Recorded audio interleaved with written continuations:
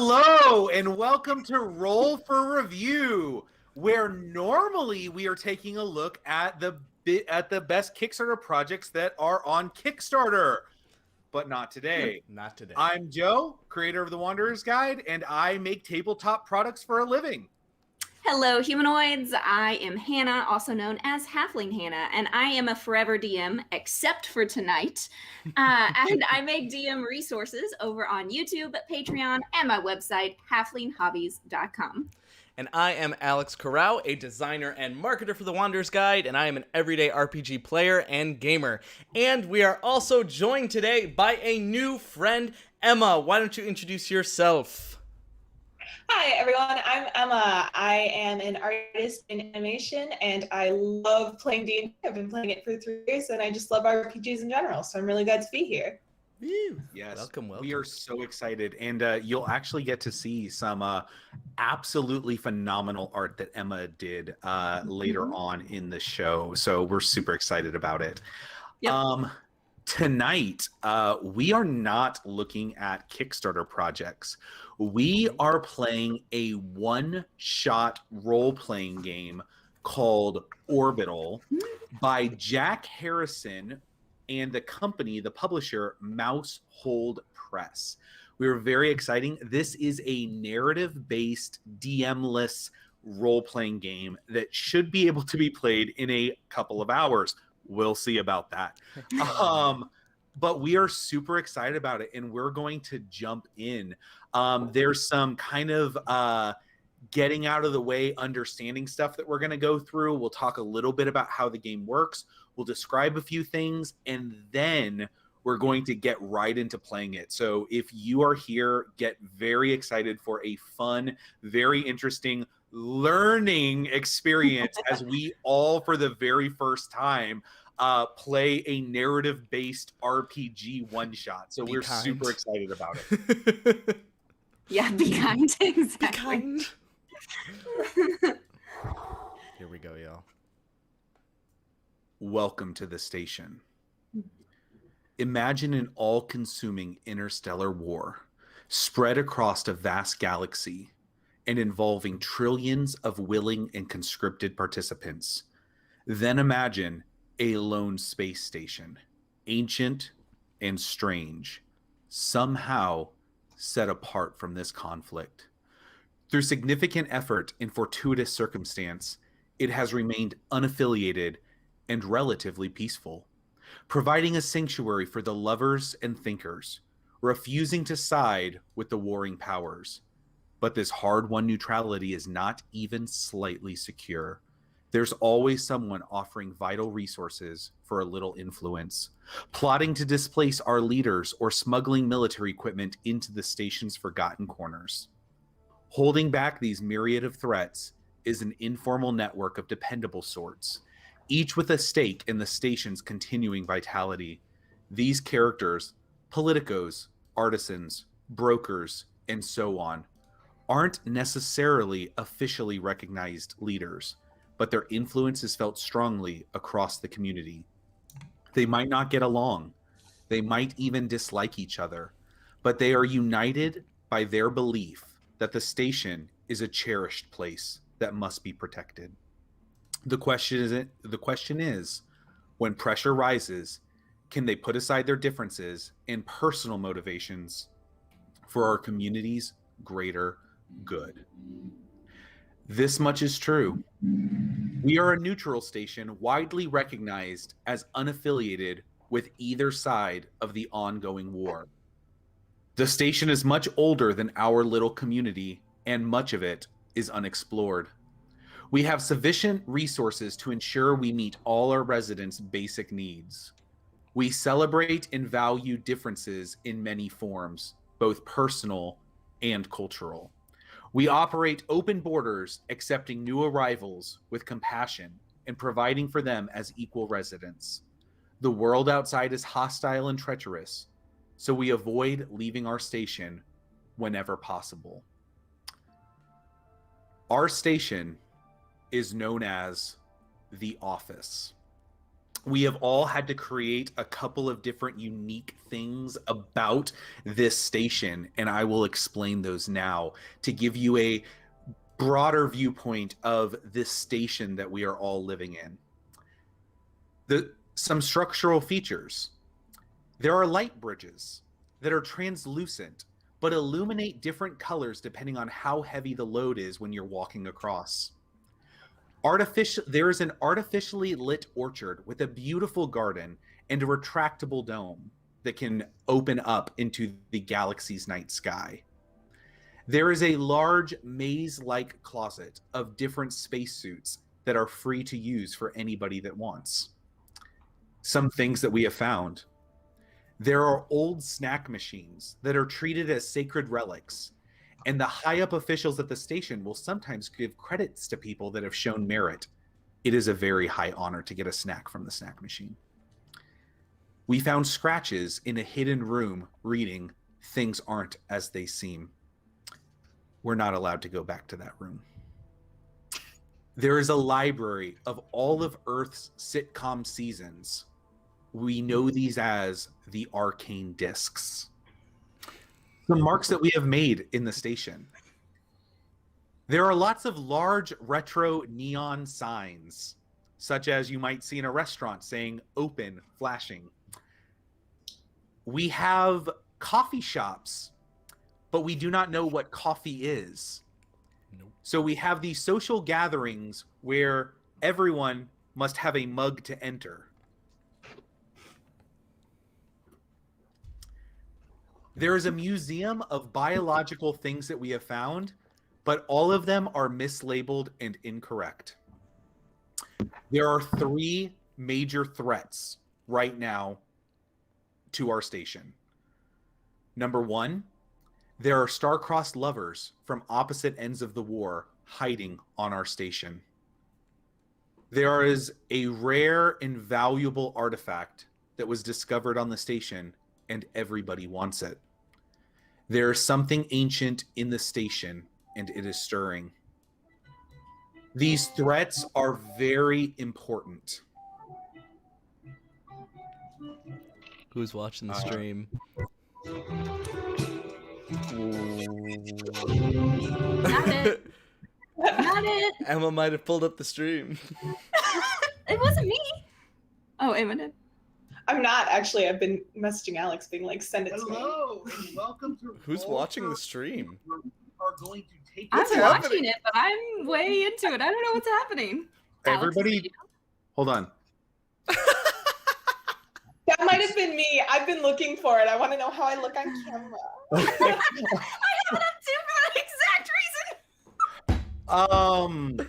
reason. All right. Sorry, we Um, totally ruined the so mood, sorry about Joe. that. I'm so sorry. No, it's okay. So those are the 3 threats. The threats are very important to this, right? So the rest of the stuff is like lots of fun things to help bring the station to life for us and make our game unique from your game if you play Orbital, because you will create your own things that you have found and make your own very unique station. But the reason the threats are very important is because basically the game is based around these 3 threats, and the game does not end until the threats are resolved. So we will all take turns in this game, and turns are very weirdly structured. So there are kind of like 3 actions that you can take. One of them is kind of a bigger thing, but on your turn, you can either narrate a minor action, which is where you kind of explore your character's life in a short narrative manner. You can frame a major scene, which is where we try to answer a question through improvised play. So this is where multiple of our characters will come together in a kind of a big set piece moment and have this like huge type of thing trying to like solve this threat or one of the threats, however it works. Or we can read the station, which is where we pose a question and each of us will take turns creating kind of like our own entity to answer that question for in the station. Which is based on kind of a vital issue and gives that player a little bit of knowledge of how people are thinking about something before their character acts. But we have also created some aspects to this station, which are very exciting. And each of us has taken on the role of creating a different aspect. So, Alex, can you describe the station itself? Yes, we did not build this station. We found it. As such, the life support systems are a capricious jumble of found, built, stolen, and traded machines. Often we feel more like the marriage counselors than engineers, dousing little fires, teasing apart knotted cables, and arguing with our sometimes willful assistant. We keep things running, but so much of the station remains enigmatic and strange. Whenever we search for answers, we're left with more questions. Now, there is a station assistant, and as we described, now this is a nice robot who has several different robotic proxies around the station, and they will occasionally go in and charge themselves, and when needed, you can call upon him, and his name is Jeffrey. Jeffrey is known to be very helpful, however, has a mind of his own, and potentially a goal of his own. You never really know what's going on in that robot's head, but you know you can sometimes count on it. And that is the station. Emma, can you tell us about the markets? Why, of course. So, on the station, we live and work collectively, from each according to their ability to each according to their needs. Sometimes we argue, from squabbles over little luxuries to schisms over vital resources, but we always figure it out. However, as we've grown, we've started to glint the eyes of galactic financiers. They see an untapped market ripe for investment and profit, where still some of their early ventures have solved problems we've been struggling with for years. So we do have an outside investor who has come and become very interested in our station, and his name is Blarkets, and he controls the markets. And he thinks that our station could be incredibly interesting to become a great tourist destination for anyone traveling outside the station. And that's Blarkets at our market. I just had a thought for something I want to do in this game now because of you explaining that. I'm super excited.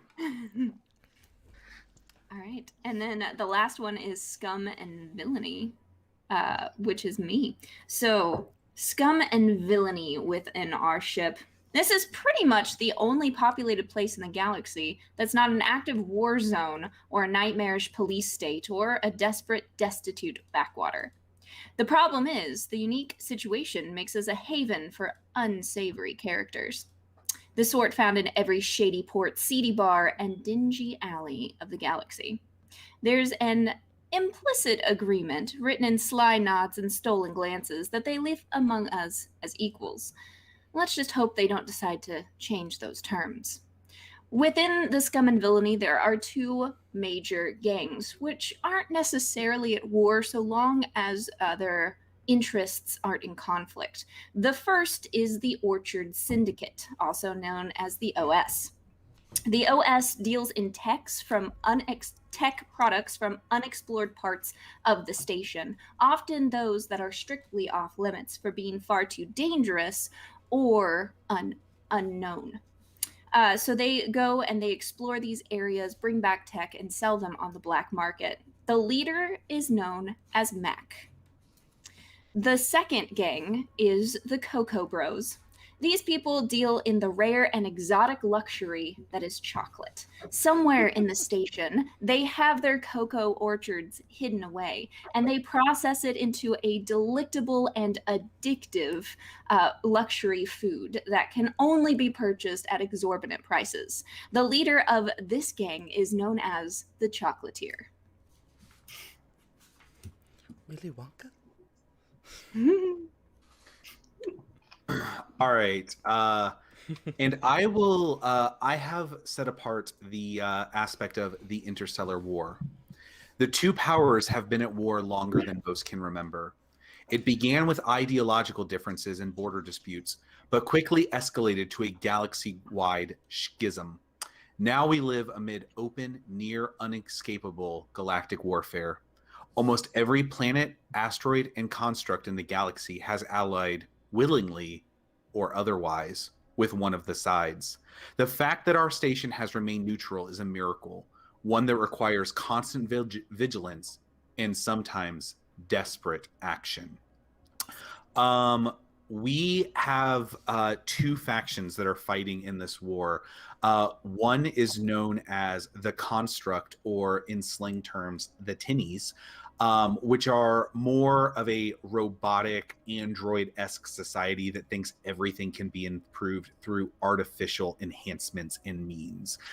Basically, think about like robots taking your job, except robots are taking everything and making it better, in their opinion. But the more organic-based people in the galaxy find this very, very wrong and have opposed the Construct coming in and trying to improve the galaxy in their way. These organic-based life forms are sometimes known as that side of the war as softies.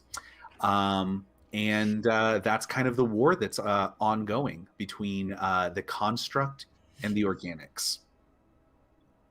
We are each playing a character specific to this.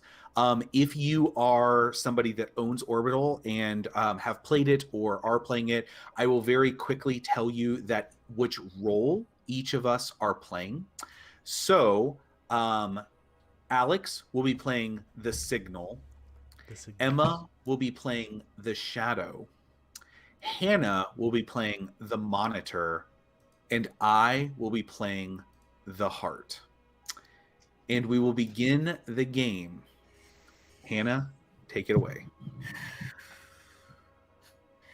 I yawn, rubbing my bloodshot eyes with the sleeve of my hoodie. As I do, I kind of give it a quick sniff. Yeah, still seems okay.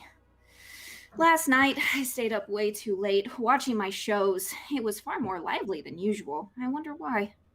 I shake my head trying to wake up, causing my messy hair to fall out in places and my silver freckles to dance on my face.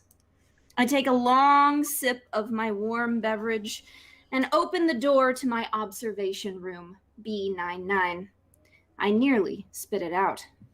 The room looks normal. The walls are filled with the screens that I use to watch my shows, the different areas of the office. Right now, people are waking up, some heading off to work, some calming children, some fighting, and some meeting in back alleys for secret meetings. But the one screen in the middle of the wall that's always black is suddenly on. I rush over to it, staring at the gritty picture, turning knobs and dials, trying to get a better view. And what comes into view is something I've never seen before. My first glimpse of West Philadelphia. This is a forbidden city. Wait!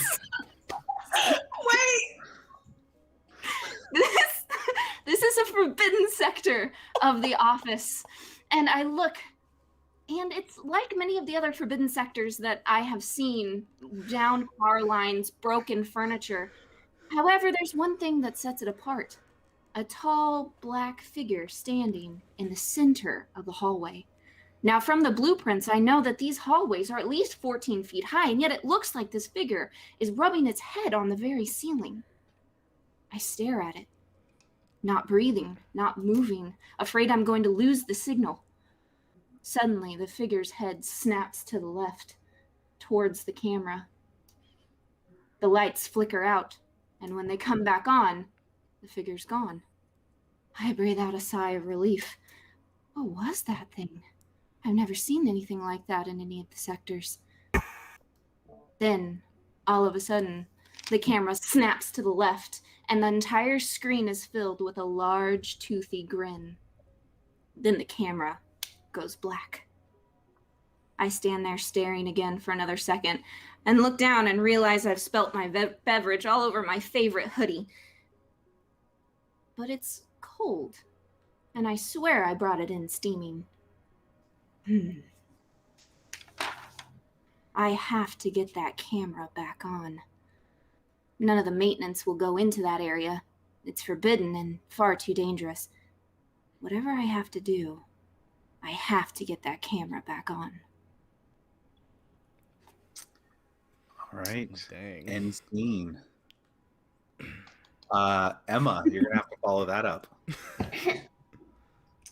Well, okay. So I wake up exactly at 6:30 every single morning, and I get out of bed and I put my long tentacle hair up into my one ponytail. I think starting the day every single day with a perfect routine is the best way to get going. So I walk over to my closet and I pick out one of my million matching outfits. I go down to the closet every single day to check if there's any new colors or any new styles.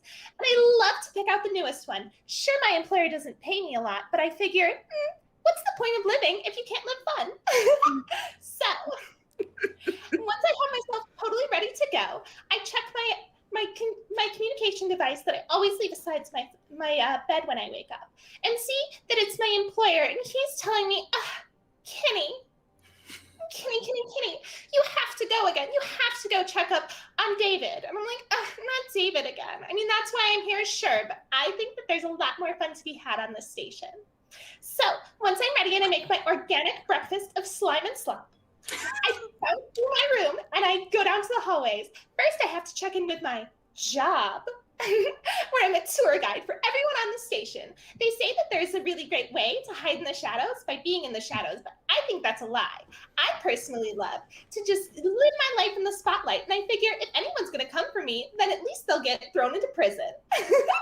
So, as I make my way down to my job, I know where David's going to be. He's going to be with Juliana. They always are. That's why I'm here. So I figure go down to the orchard, take a swing, pick an apple, and then I can see them there. So as I'm walking through, I look down, but it's so weird. Juliana's not there today. And David's looking. And like, that would be really, really rude of her to not show up, because they're like not supposed to be together. But they are, but they're not.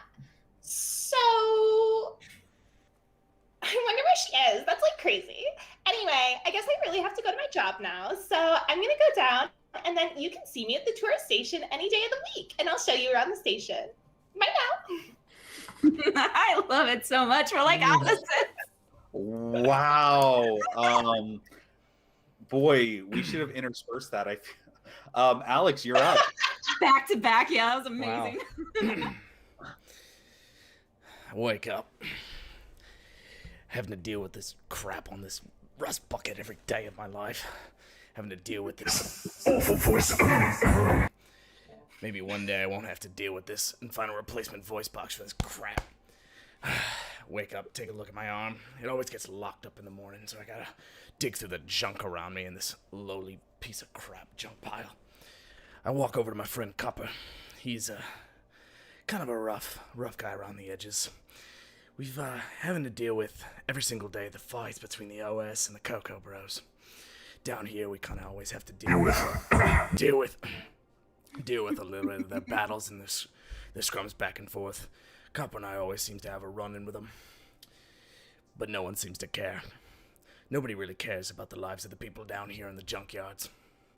We always have to find our way to live. No one really cares. And that's why I drink out of this. It's not really a way to, it's I found it in the dump. They can't really call it a mug, but it's my own way of gaining a little bit of access and finding my way into the circles I need to. So, but there's here tell of some interesting tech, an item that the OS has happened upon. They call it the Maker. And the Cocoa Bros aren't really happy about this. The chocolatiers pretty pissed. They say that it can make chocolate. It can make it hundreds of bars a day. And if so, this will completely change the power struggle going on in the station, going on in the office. But I have to make sure that it doesn't fall into the wrong hands. Either the Cocoa Bros or the OS. This needs to go to the people. The people need to take power. This is who needs to take control. We need to live. We need help. We need this machine. We need chocolate.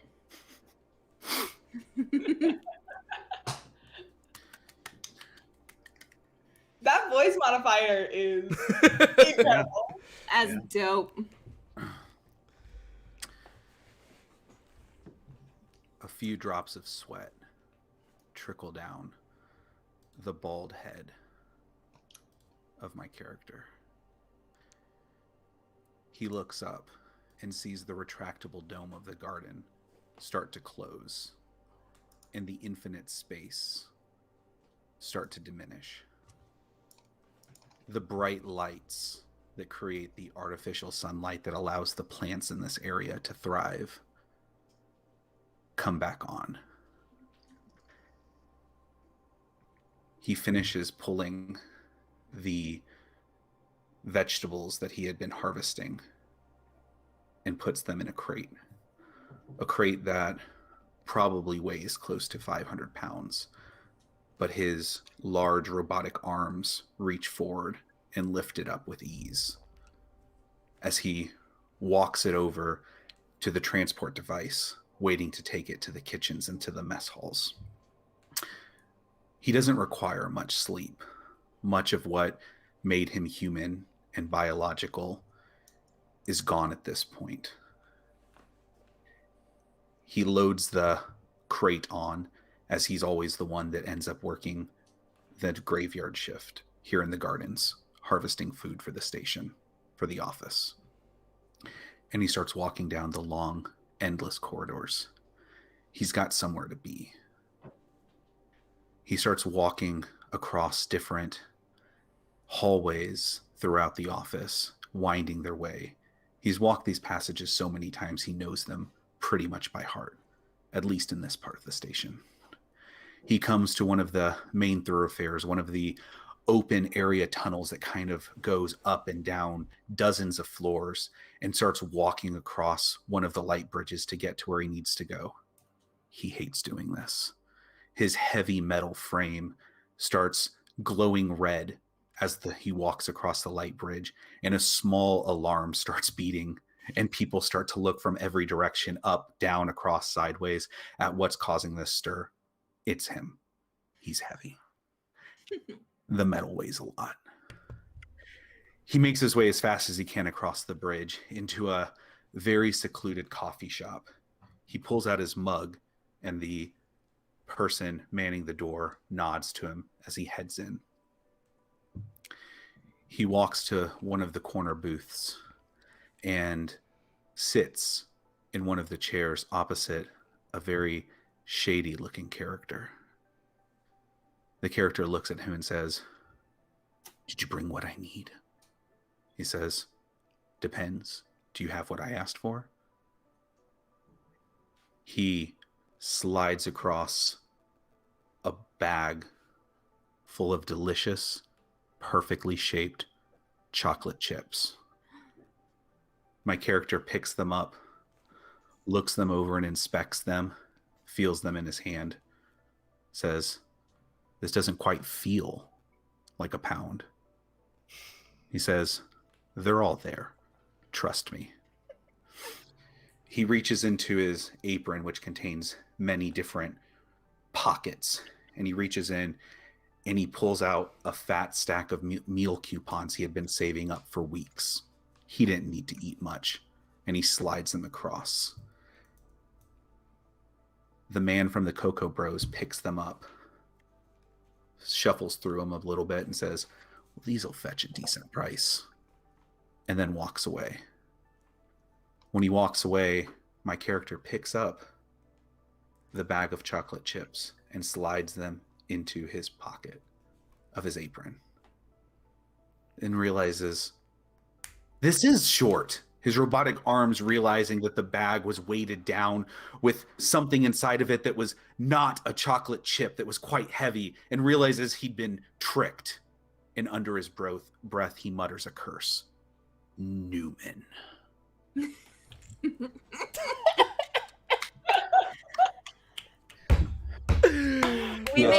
We made chocolate drugs in this world, and I'm so happy about it at this moment. Oh my god. It's amazing. Hold on. I have one more thing I need to do. Okay. My character has one last place to be before he heads to his next job. Like I said, he doesn't need to sleep much. He heads to a large room that's housing some newcomers to the station. These creatures had escaped another planet, and my character had been meeting with their leader, Macus, for a long time. All of these creatures have long hair that sprouts out of the top of their head, covering all of their features and going down to the ground. Very Cousin It-like, if you can imagine. And he walks into this group, all of these creatures that are probably don't come up more than above his waist, meandering around, chattering and talking. And he heads over to where the oldest of them, you can tell because of the gray hair, is sitting. This is the leader of this people, Macus. And my character reaches in to his apron and pulls something out. A great big parcel, and hands it and says, I think you and your people will enjoy this. He watches as he unwraps it, and there on his lap is a giant tray of Rice Krispie treats. Mm. And with that, my character goes off to his next job. All right. Those are opening minor scenes to give you a little idea of the life of our character. But now we will start going around and playing. But Hannah, it's your turn. You will take an action. Tell us what action you'll be taking. And yeah, we'll get into it. I am very nervous right now. Yeah, how this is going to go for sure. I have no idea. Just so everyone knows that's watching this, past, present, and future. Yep. We have no idea what we're doing. We're just having fun. We're going for it. Don't try to judge us too harshly. I mean, I just realized that my entire opening was done with the wrong voice filter. It was supposed to be like this. Oh, the other one was much more jarring, yeah. Yeah. The other one was a little lost solely. Mm-hmm. We're going to go with the robot. All right. So, sitting in B99, which is short for Brooklyn 99, I look around at the different screens. No one's going to help me. Hold on, Hannah, real quick. Mhm. Are you before you start? Tell us if you are doing a minor action, a major action, or a reading the station. This one is going to be a basic move. I'm going to take an action to leave myself vulnerable. So this means that you'll have to frame a major scene. So a move is something that you do as a part of a major scene. Okay. So you will have to frame a major scene, and then you'll basically have to create a scene and tell us who might be involved in this, and kind of set the stage for the scene for the characters that'll be a part of it. And then your character can make a move as their action. But a major scene, everybody that's participating in that scene will kind of go through moves. Okay. So I'm setting up a major scene now. Okay. Is that right? Yeah. So your action will be to set a major scene. So just kind of walk us through the scene, tell us what's going on, and then who will be a part of it. So you'll have to drag us into your major scene. Mm-hmm. Yep. So I'm going to start by dragging Emma into my major scene. So. Really quick, do we want to introduce the names of our characters or no? Yes, I think we should. My character's name is Mitzi. Mitzi the Monitor. Since I will be being dragged into the scene, my character's name is Kenny, or you can call her N for short. Kenny. I'm Altair, the signal. My name is Oop. And Oop. And those of you who are watching, the lovely drawings of all of our characters were done by Emma. Super talented, absolutely love it, and super happy to have this awesome art to bring these characters to life. So thank you, Emma. You did an awesome job. Oh, anytime. Happy to be here. So I'm going to set a major scene, and I'm going to bring In into this scene because In said that she was off to work and she works as a tour guide. So previous to this scene, I decided that no matter what the risk, I have to explore West Philadelphia. And I know just the people who can get me in.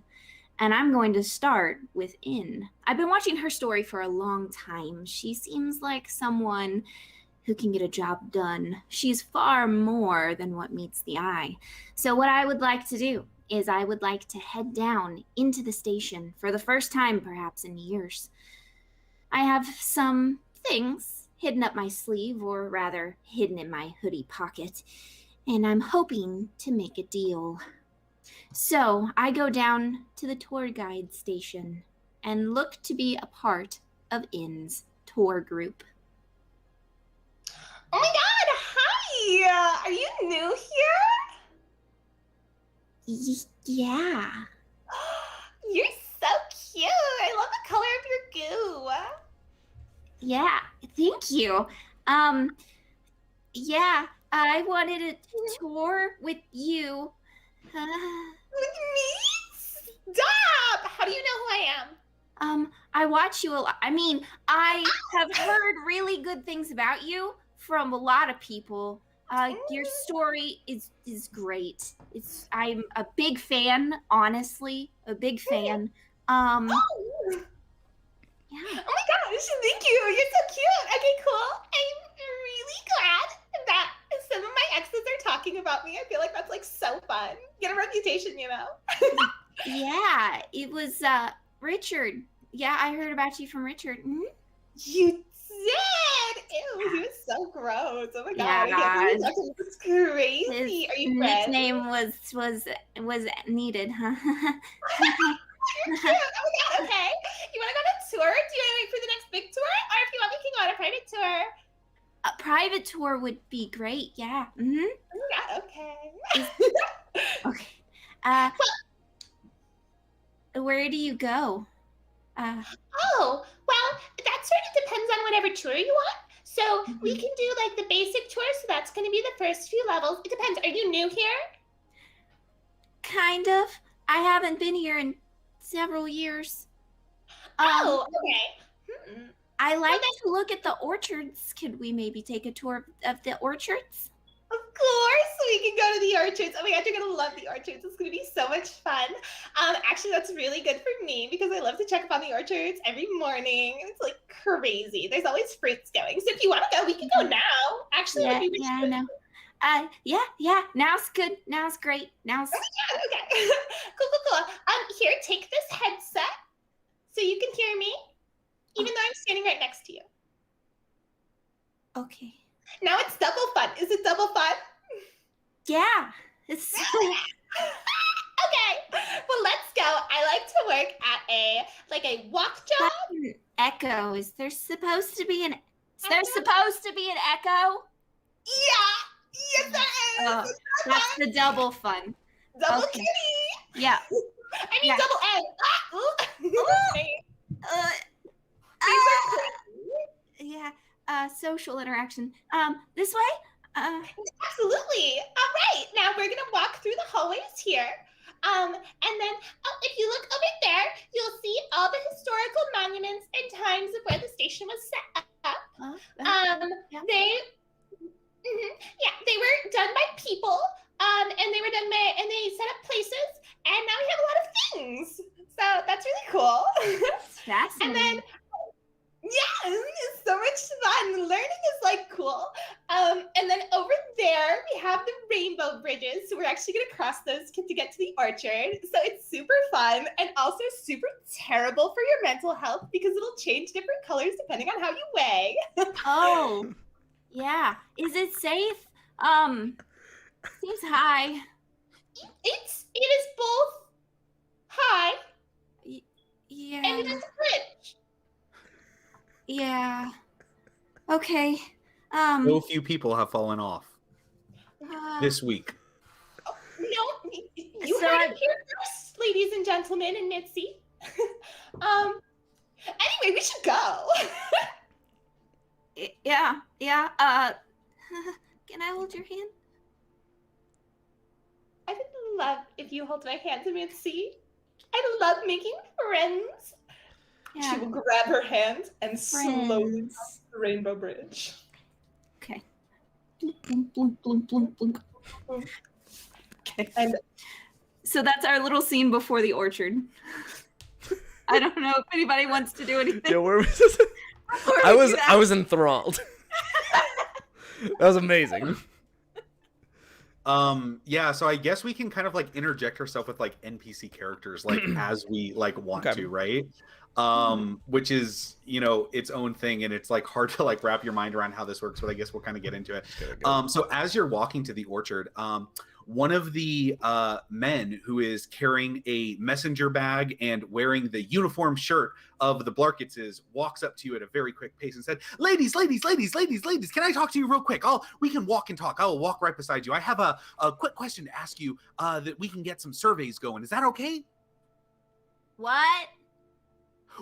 Are you okay to answer a couple of questions while you're walking? Sure, but this is a tour, so you're gonna need to pay the fee and come with us. Absolutely, no problem at all. But let me ask you this: do you think that the office could use a water park, or B, a disease that kills everybody? Statistically, they're kind of the same. Just as many people are probably going to die at a water park as a disease. What would you personally rather have? A water park! Oh my god, yay! Well, great. That's all the information that we need. Thank you so much for filling out our survey. Oh, that was easy. You're still gonna pay the fee, right? Make sure you tell them it was Kenny. Yes, absolutely. 5-star rating. Are we over the bridge yet? Just these last few steps. Okay. Wow. Okay. Well, if you look to the left, you'll see the beginning of the orchard. Yeah, how about we go exactly 5 steps behind this tree right over here? Specific, but I love it. Okay, let's go. This will be really fun. Okay. So I would like to position us exactly where I know that the cameras cannot see us, because I monitor this area.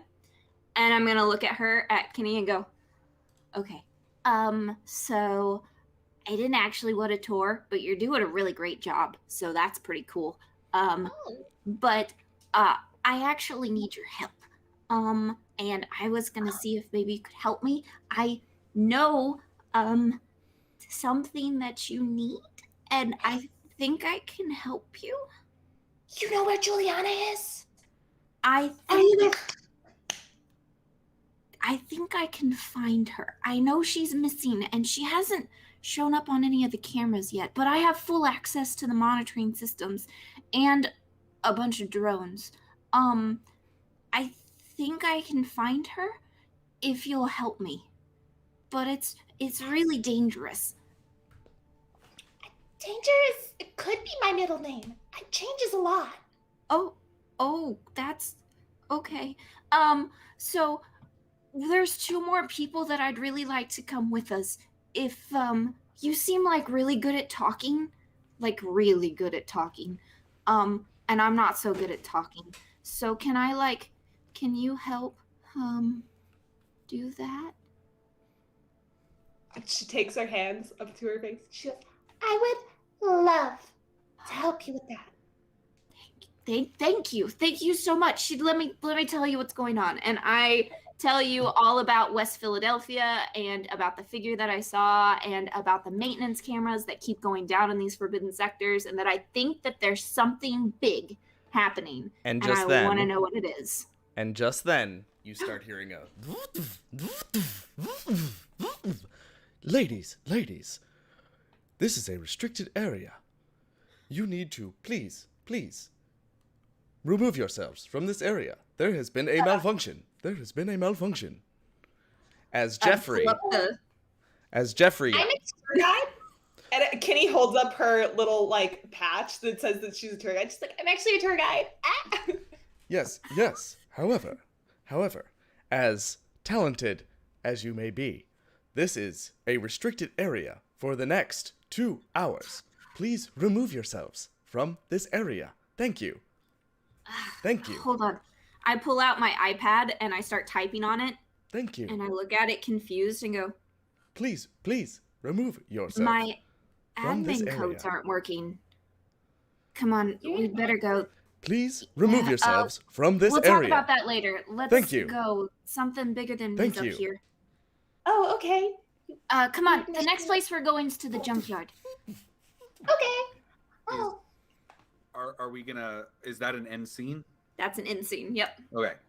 All right. So that was a major scene between Mitzi and Kinney. And Jeffrey. Jeffrey up too. Got some Jeffrey, got some Blarkets in there. Suspicious of Jeffrey.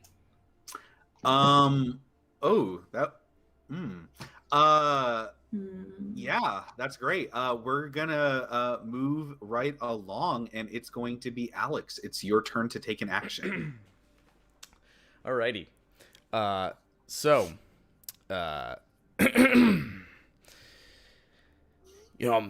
I'm hanging out with my friend Copper. We're trying to set up. We're thinking about having a nice little rally, nice little get together for some of the lonely people here in the dumps in the junkyards. We're trying to get together to put a movement together to really just get some support for us. And me and Copper, I'm showing him this old technology that I found. It's this nice little screen that, if you hold it right here and it sticks out if you have company over. And then when you push it, it goes right into the wall. It goes right into the wall. And it's great, but it's going to really help us get our movement out there. And we need to get as many people as possible. This voice might not have been a good choice. I was gonna say, is it hurting yet? and we really need to figure out who's got a hold of this maker. We can't let the OS have control of this. Obviously, the chocolatier isn't gonna be too happy about it. So I'm gonna go over, and I've been tracking this good amount of these good chocolate chip trading rats, and I think I have a lead. After our big presentation, I'll have to look into that. People start filing in, handing out. I'm standing there. Welcome, brother, sister. Thank you. Welcome. One of the people that comes in is trench coated. Looks like the normal people, but you've seen his face before, you're pretty sure, and you know that he is a member of the OS. Okay. Lean over to Copper. Watch out for that one. Might be trouble. I gotta get up on that stage. People, we cannot let this oppression continue. They've been letting us live in these dumps with no support. Awful, horrible, crap coffee. This is no place for us people of the office. We need to take control. We've done here of a device we must work together to find, called the Maker. Span out and look. We must get control of this device. We must bring the power. We must gain power of this station or be lost and be tossed aside as we have for these millennia. We will find it and we will take control. If you find anything, you know where to find. Look for me, look for Copper. We're here to support you. For the people, don't let them take control. We will find it. So, I get off stage, and I look, and I see that guy in the corner, and I say, Copper, I need you to keep an eye out. Follow him, wherever he goes. So he stands just off stage, kind of leaning against it, arms crossed, waiting for you to come off stage. Just kind of smirking. Can I help you? When are you just gonna give up and come join us? If I had a nickel for every time one of you scumbags have asked me to come join you, I wouldn't be living down here in the dumps now, would I? You wouldn't be living down here in the dumps if you joined us either. You know what we could do for you with your skills. You really think you're gonna find the Maker before us? twisting my hand. I have resources. We'll find a way. I have faith in my people. I have faith in the people. Understandable. It's a noble thing. That's why Mac has always wanted you. You're a good leader. People like you. But people always betray you. Look at them. They don't know but tin pot from a maker. Now we have real trained people, and I'm telling you, you just need to come on over, son. We're about to win this war. We're about to stomp out those Kogo bros for good, and you could have a seat at the top if you just wise up. I'd rather be tossed out the damn airlock. This is an unnecessary conversation. At this point, it's a moot point. You need to leave before I make you. Of course, didn't come here to start a fight. Never do. But the offer still stands. But I wouldn't count on Mac's generosity forever. Eventually, he's gonna get tired of your little movement, son, and come wipe it out.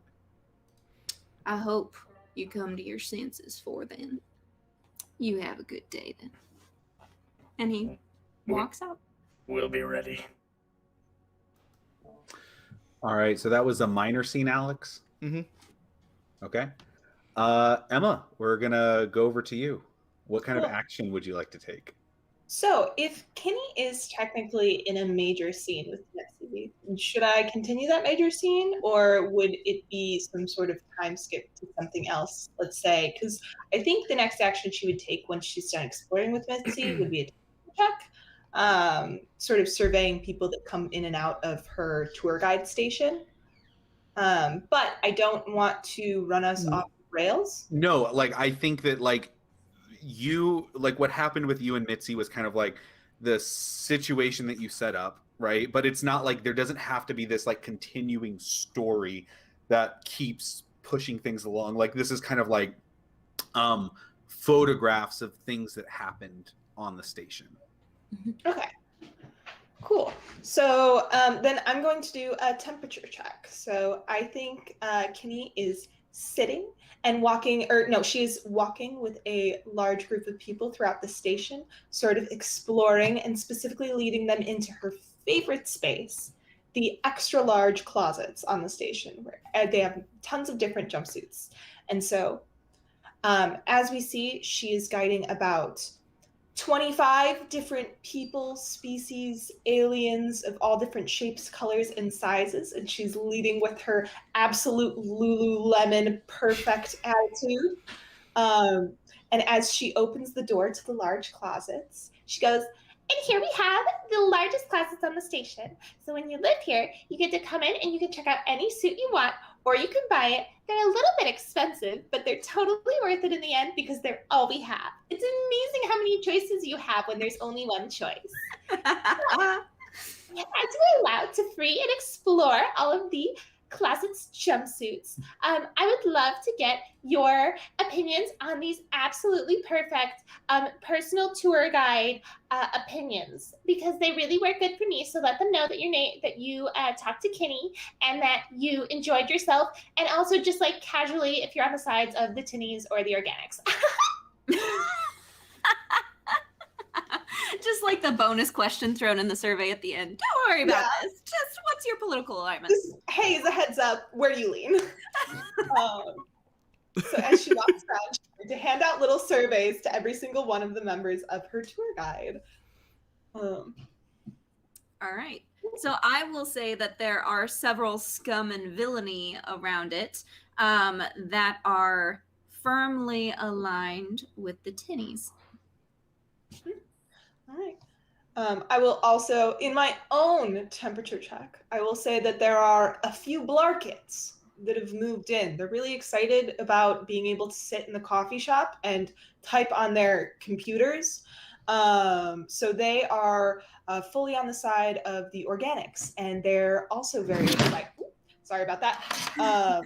They're very excited about talking to more Blarkets. I will say that in this group of people, um, there are several refugees from an organic world that was absorbed by the constructs, and that have taken refuge on the station. And they are obviously very much offended by the question, but also feel that, yeah, they are obviously against the construct.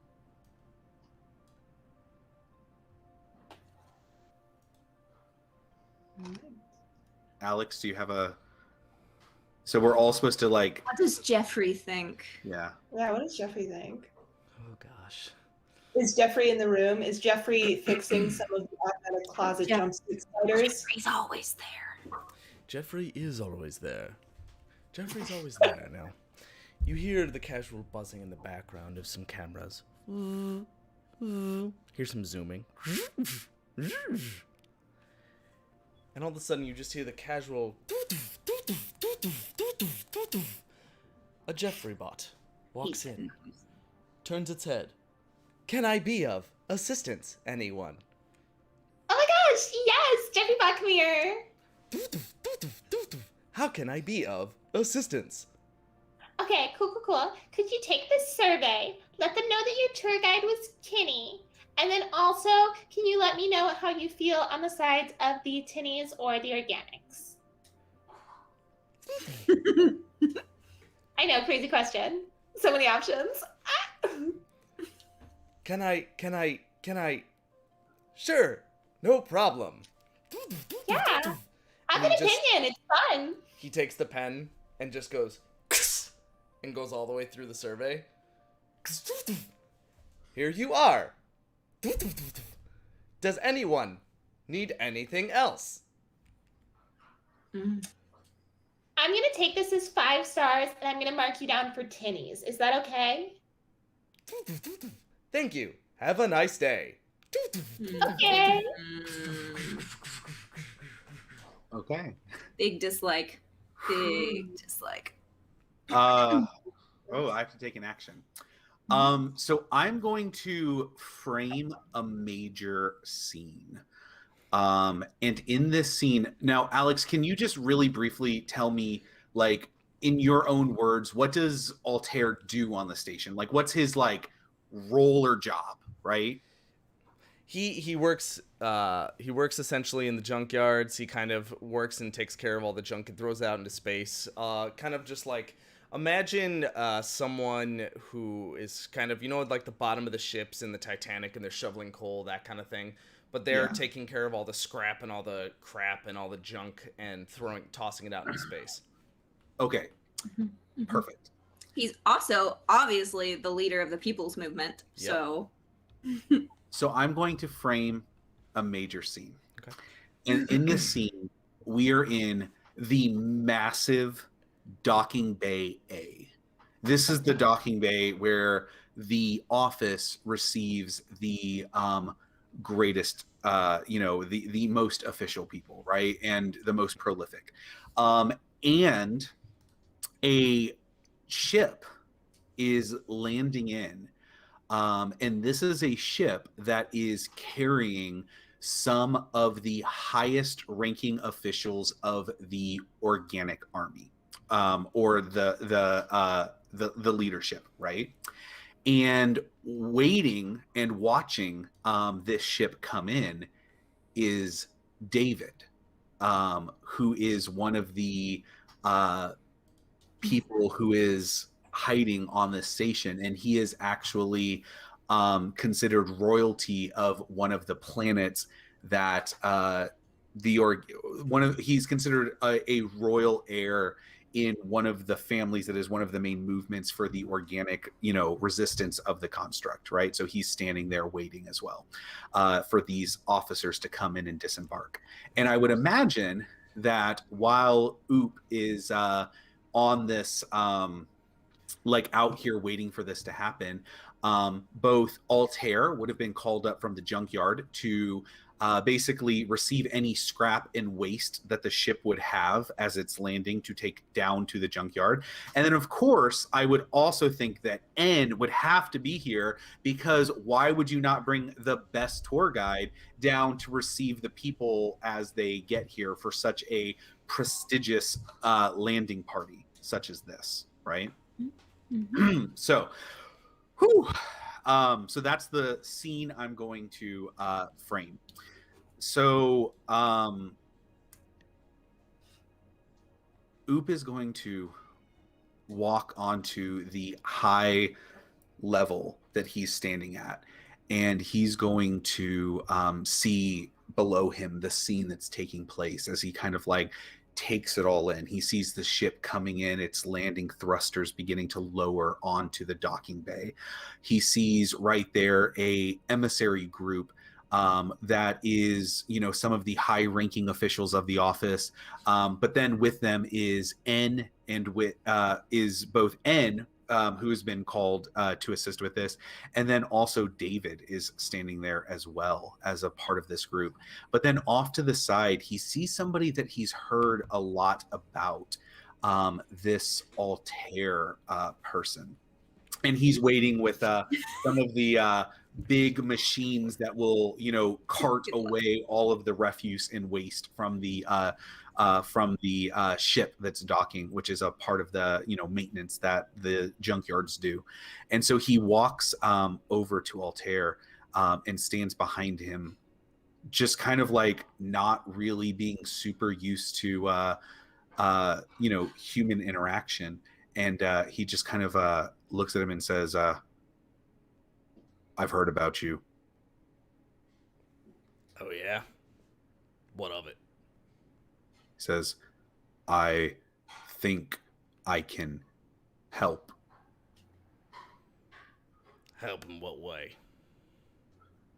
He kind of moves around, and he looks at you and he says, I hear that you're looking for something that could cause great disruption to the sweets distribution on the office. Bold. Need to keep your voice down. He's a tinny, correct? He's you would think that he's part of the construct by looking at him. Okay. Listen, I don't know who you think you are, but I don't know nothing about this sweets, whatever's I call it. I'm just a simple man. Take trash in, take trash out. Whatever you're talking about, that ain't me. He says, I think it has something to do with the disappearance of someone who's quite important here on the station. Do you know of this Juliana? Oh my god, hi! Hello. Hi, I'm N. Hello. Hi, and you both are? This is fun. Hi, my name's Oop. Oop. Cool, cool, cool, cool. I'm Anne, and you are? Altair. Okay, fun. Oh my gosh, look how much fun we're having. We're such fast friends. Anyway, I heard you talking about someone named Juliana. She's a friend of mine. How do you know Juliana? We get our nails done every third Thursday. She's missing. Heard you said that too. That's so funny. Do you know where she is? I have an idea where she might be. I think she might be in hiding. She came and talked to me a few weeks ago. Yeah. Okay. In hiding. That is scary is what that is. Yes, it is. So crazy. What did she talk to you about? She asked for my protection, and I told her that I was unable to provide it but am starting to think I should reconsider. That would be wild. I can't imagine what she was hiding from. At this moment, I put my arm on Oop's shoulders like, that's it, mate. I suggest you don't talk anymore. Madam, I believe you have a job to do over there. They seem to be calling you. And Hi, it's another one of my friends. Okay. why are you talking to the janitors, honey? Oh my god, I know, it's so embarrassing. That's like wild, but no, they're my friends now. But don't You're say my that. friend, right? Okay, come on. Okay. I'm gonna look at Altair. Did you get any of that? No, but... And then I'm kind of saying this to the aside. You need to watch yourself, mate. Such things are... things you shouldn't really talk about in open air. You never know who's listening. And I kind of give a shifty glance over to N. Just kind of... I should not trust her. I wouldn't trust anyone. Generally. Is there somewhere that we can talk more privately? Join me in the junkyards. Later tonight. We'll discuss Okay. there. And Kenny's like, all right, well, since we're all friends now, you let me know if you hear from Juliana, okay? I'm gonna need a fill soon. All right, bye. And then she walks over to her friend. She's like, hi. Hey, all right, we got a royalty tour guide now. Let's go. Sorry, just checking sure. Didn't want anything to go wrong, you know. Oh, Especially in front of You're David. so cute, by the way. Oh my god, did you get a new outfit? Lots of high-pitched girl noises happen as you guys walk away. I'm gonna, as we end the scene, I'm going to walk over to Altair and hand him a brown paper box that has like twine tied into it. I'm just going to produce it and I'm going to say, "This is for you," and I'm going to walk away. And I take it and I undo my arm. And there's a compartment inside. And I stick whatever it was inside the empty compartment of my arm. And then I grab the cart and start walking away into the darkness. Okay. As the scene fades, you see just a little purple face off to the side, like just watching everything. Okay. All right. Well, And I again. think we're getting the hang of this. Do we want to take a quick commercial break and we'll get right back into it? We could take a quick commercial break. But again, through the entire scene, you do still hear the ever faint. And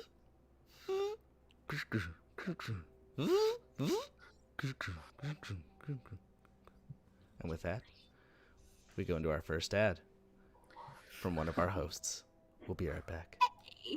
Hello, humanoids. I'm Halfling Hannah, the creator behind Halfling Hobbies.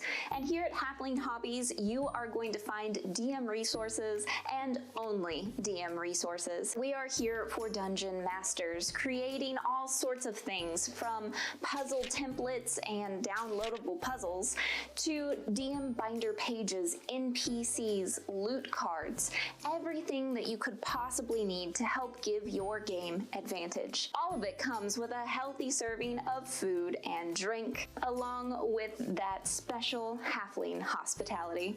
So grab a mug of ale and a slice of cake, sit back, relax, and dig in to Halfling Hobbies.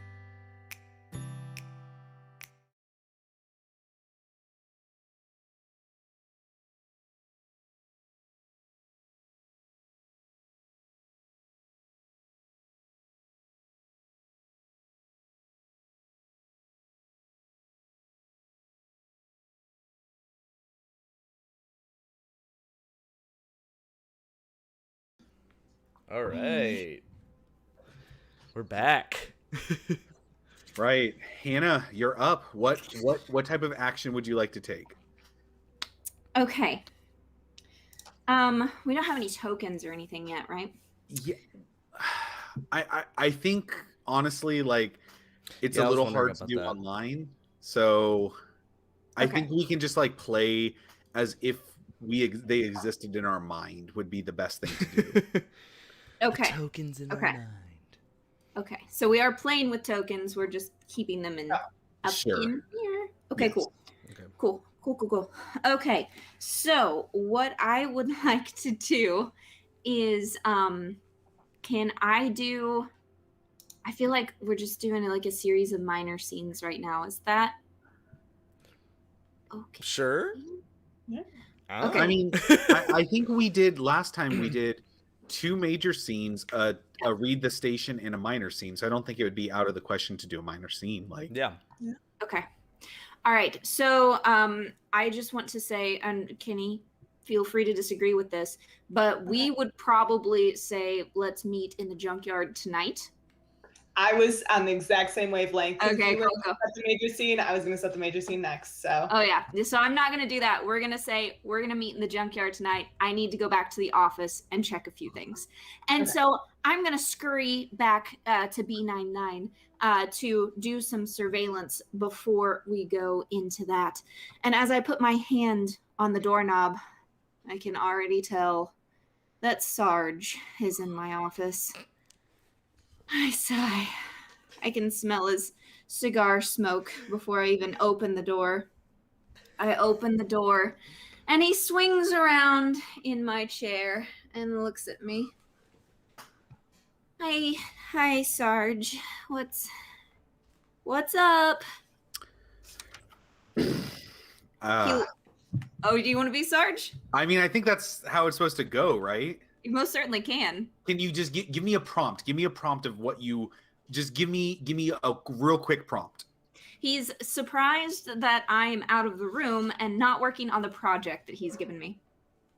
Okay. Mitzi, I came here to check up on the progress, and you weren't here. I don't recall that's ever happened before. No, sir, I don't think it has. And at this point, I'm going to do a weak move, and I'm going to tell a dangerous lie instead of admitting the truth.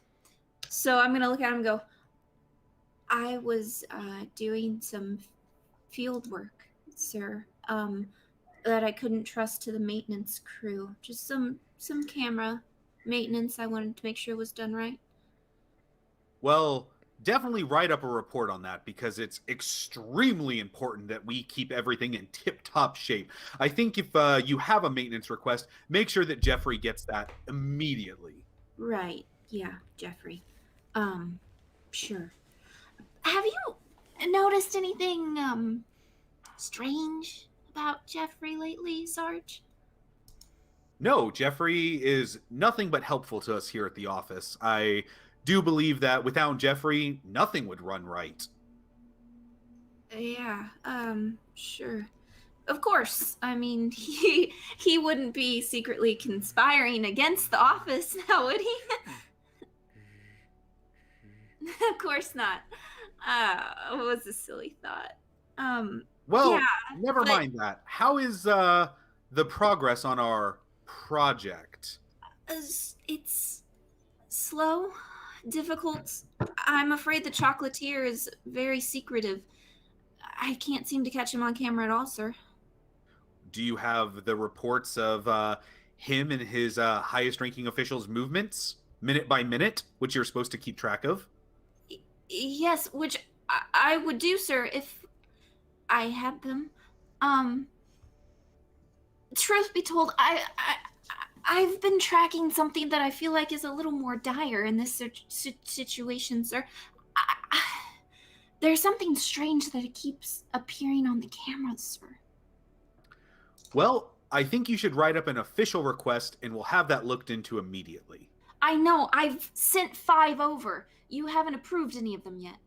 Yes, they're probably in the I'm sure they're in the inbox, and we'll have those approved to you right away. Yes, sir. I'll keep looking for the chocolatier, sir. Make sure those minute by minute reports are on my desk first thing tomorrow morning. Yes, sir. And Mitzi, try to not leave your station. Yes, sir. End of scene. I hopefully that didn't go as badly as you. No, it was perfect. That was Okay. great. That was Okay. way more fun to have the interaction too. Well, So I think that's have how a it's supposed to work, though, right? It's like somebody is just supposed to step up to take on the role of other people in the scene. Yeah. So I have a token. I can use that token for a strong move later on. Okay. Emma. Yes. Well, I would like to set a major scene that I think will involve all four of us. So I think it is well into the evening. We have all docked. We have done our jobs. We have gotten yelled at our jobs. We have received some very good reviews that all are suspiciously seem to be written in the same handwriting, telling that the tour guide was a raise. It's like crazy. Yeah. And then it is late into the evening in the junkyard. And I think that all of our characters would all show up in their own right and be there for their own reasons. So, Okay. this is my first time with a major scene. I think Kenny will appear dressed in all black athleisure with a black trench coat on, looking horribly conspicuous. And she walks into the junkyard, picking up her feet as she walks, going, ew, ew. Okay, that's kind of gross. Ew. Mitzi, your hair. I promise it'll be worth it, and hopefully we won't be here for very long. Okay. No, this is really good. I'm really happy to be here. This is all, but ooh, crazy. Oh, that's a rat. Wow. Yeah, it's fun, right? Lots of fun. Yeah. Well, when I was watching them this afternoon, I saw that they were planning on meeting at the Parks Perk. So we can maybe go over there and see them at the coffee house. Did you bring your mug? I did. Oh, yours is so cute. Oh, thank you. What's yours? There's standard issue. That's really cute too. At that moment, Oop's gonna walk over and just like walk right up to where you guys are talking, right? Like he's just gonna come like over like an area, and he's just gonna walk up to you guys and say, "Hi, are you both here for the meeting?" Yeah. Is that okay? Do you mind, Oop? Not at all. Here, I brought something. And he pulls out this big bag that has like a bunch of chocolate covered pretzels in it and hands it to you and says, "This is for you." Thank you. That's wow. At that point, there's a hand on Oop's shoulder and say, "What did I tell you about?" Oh, God. Goes into the hoodie pocket. Oh, great. More people. And you. Hi. Did you invite them? Did you invite them? No. You think I thought... You thought You're that I would Altair, invite right? it and... Yes. You're Altair, right? Who are you, Pinky? I love your show. Your last speech was really empowering. Thanks. You know, I appreciate it. You speak? Yeah. This is neither here nor there. We, him and I had some business, I guess. Are you part of this business now?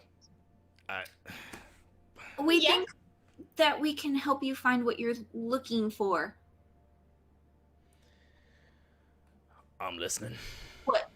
The What chocolate machine. Yeah. Shut. Oh, my God. Oh, my Yeah. God. I am also looking for the chocolate machine. Can There we? are voices. There are ears Okay, everywhere. and I would like eyes. to take a weak move really quickly. Okay. I'd like to take a weak move. So I am going to try to reveal something. I'm sorry. I'm going to try to sell out one of my regulars to protect myself. Okay. Ooh. Okay. One of the cooks in the kitchen has been talking a lot about not needing to work with any of the gangs anymore because he's found something that would be able to help with that. So by listening to him, all of this happened right around the same time that Juliana. Do you know Juliana? As a matter of fact, I do. Yes. She's No is a very specific term. Know of? Yes. Juliana is a high priestess of the construct. And I was once a part of their military organization. You That do. part of myself is behind me. When she came to this station, she requested my help in protecting something that was very, very important. And I refused. I regret that now because she has been missing for a long time. And now I'm afraid that something has happened involving this cook and Juliana. And I think David knows something about it as well. Do you know David? Again, I- no is such a specific term. What in the hell is going I on? also know David. Yes, you should tell me more about David. Can we move, please? I brought something that will hide us from eyes. And just then, you hear. Dum, dum, dum, dum, dum, dum. And you hear in the background.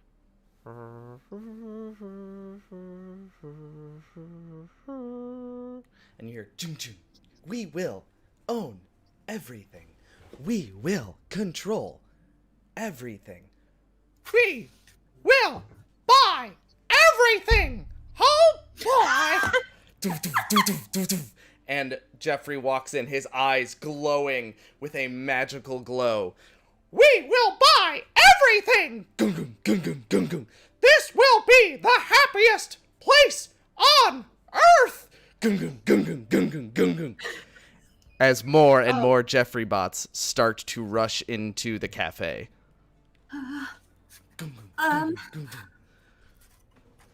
Guys, we have to get out of here now. Go, go, go, go, go.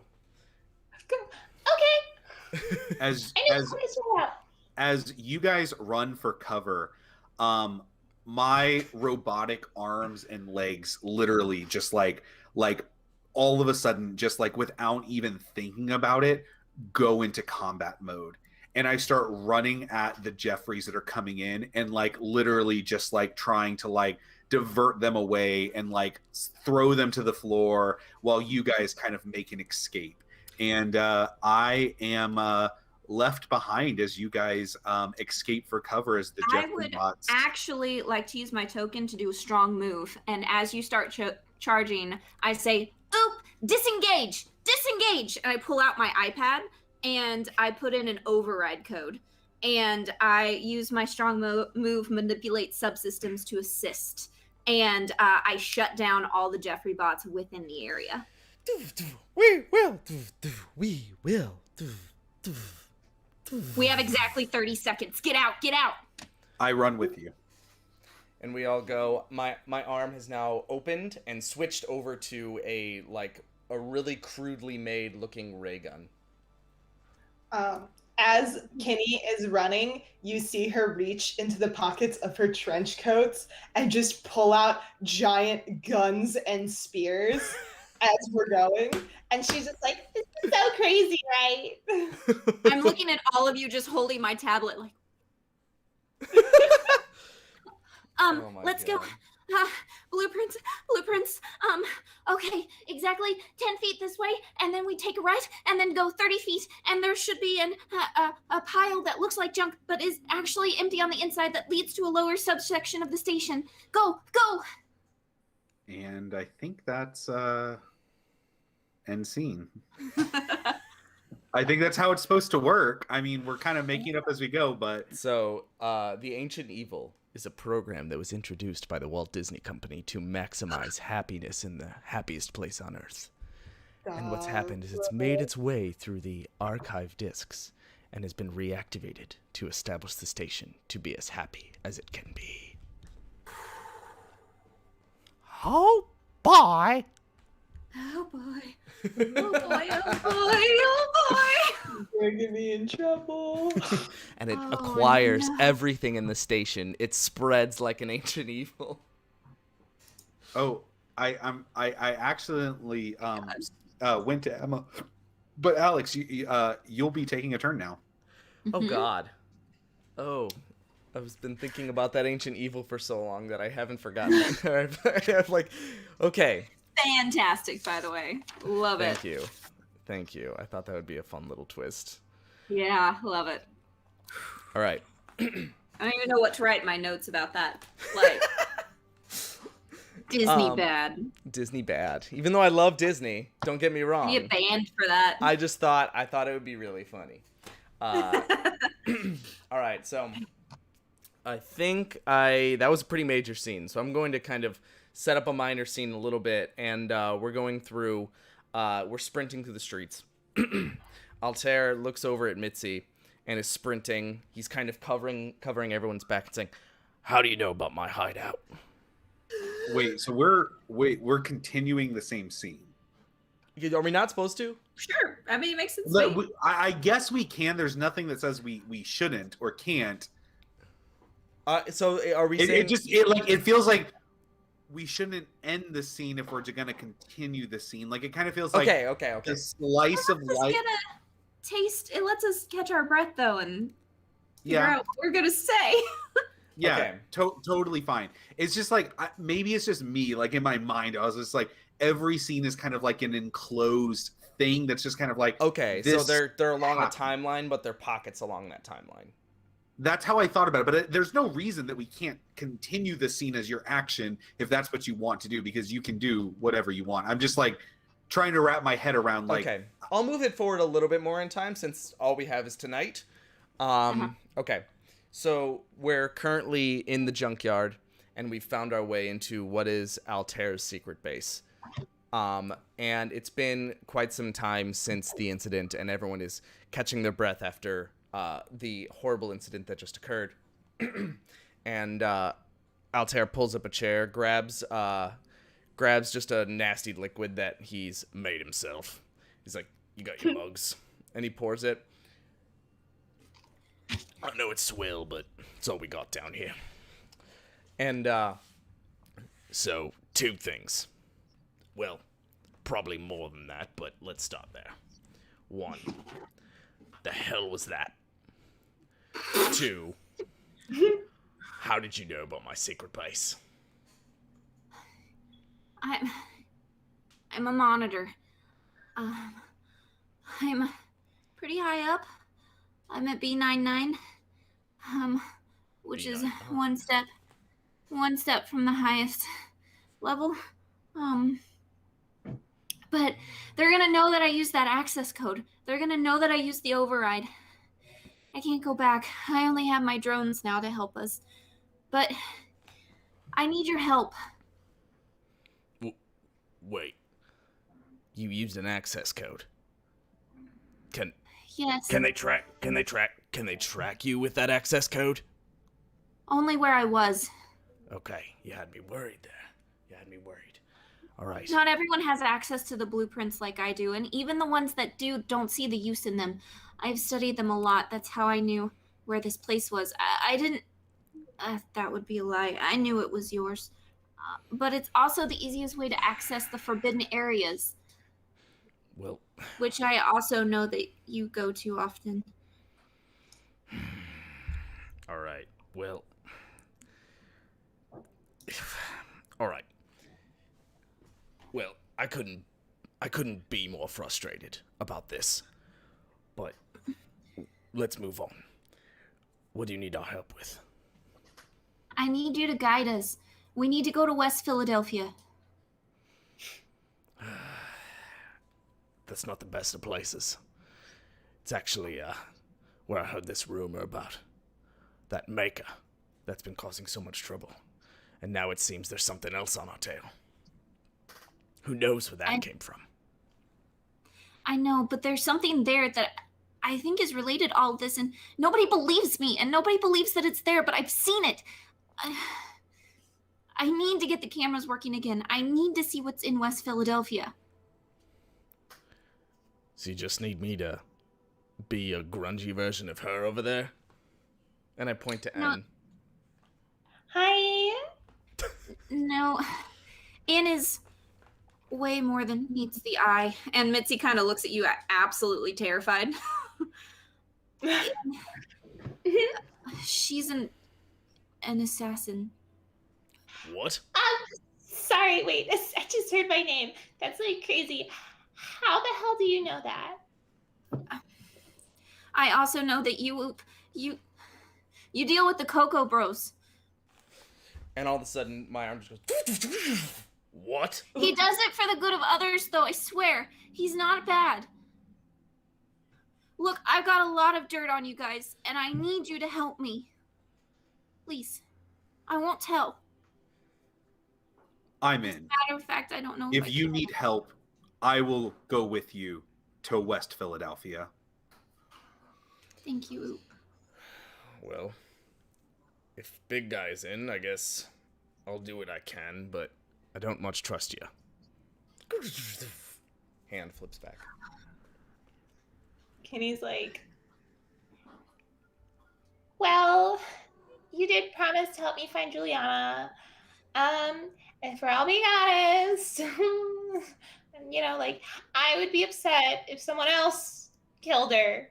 That's what I'm supposed to be doing. Surprise. Oob's gonna look at you and be like, "You're supposed to kill Juliana?" Is that like bad? Because I can take that back. It can be a whoopsies. If Juliana dies, that would bring war on the station. We would be destroyed. Oh no, that's crazy. Definitely not why I'm employed.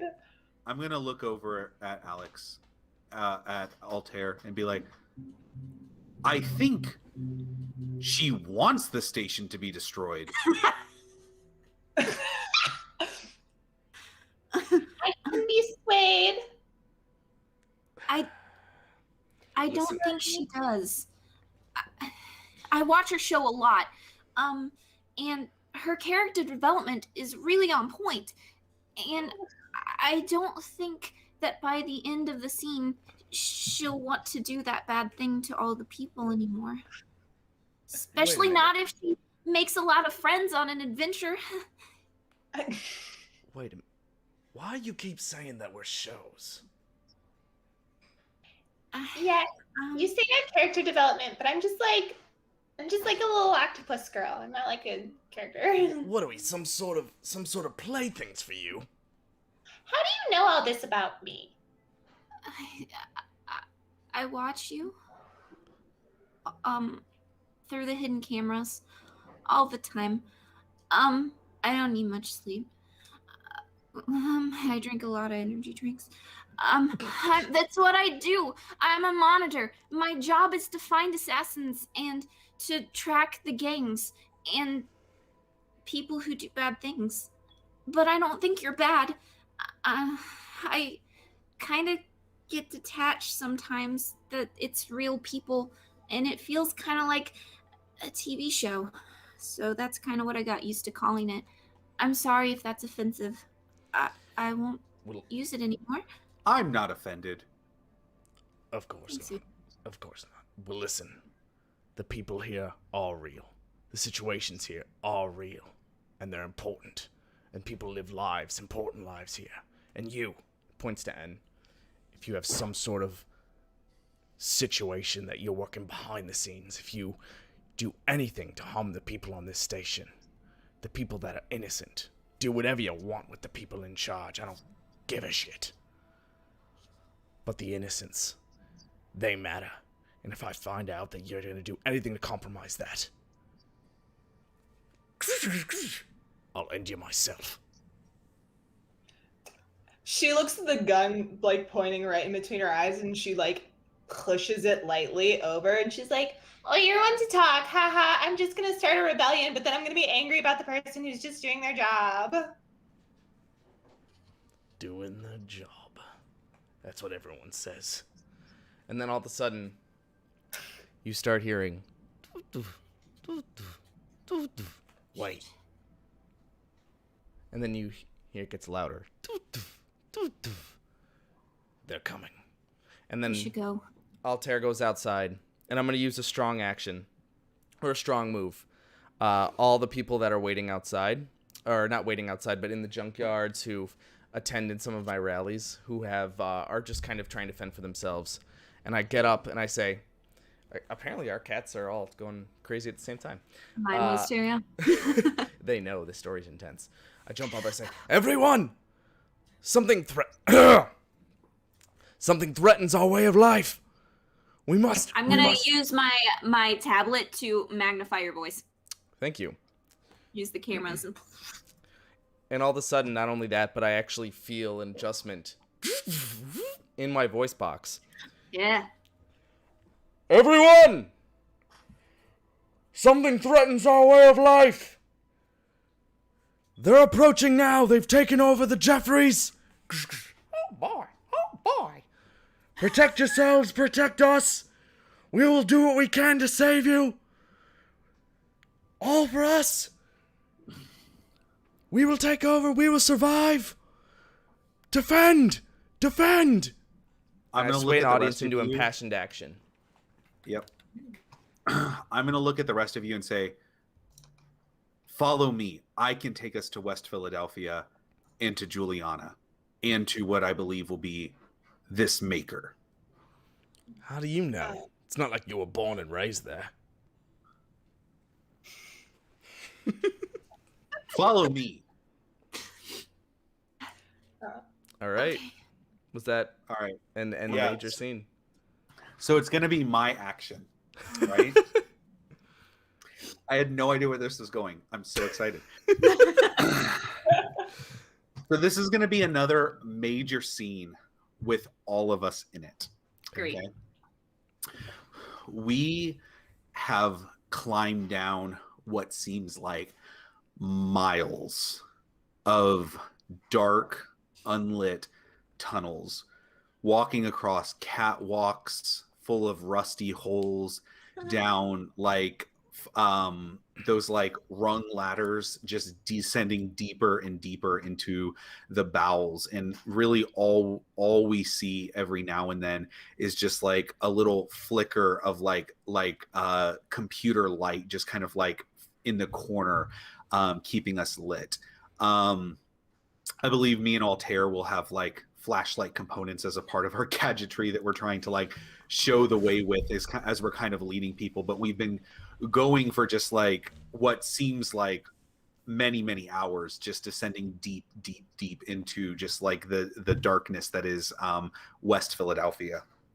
And we're walking across a catacomb, and all of a sudden, out of nowhere, a field of blue energy just kind of crackles out of the crackles out of nowhere, and actually like forms like a bubble around us. And you see Oop just like drop to it, just like literally just like stop, right? And out from the shadows comes several people that are all wearing dark robes, that all have like metal gadgetry and like robotic pieces on them.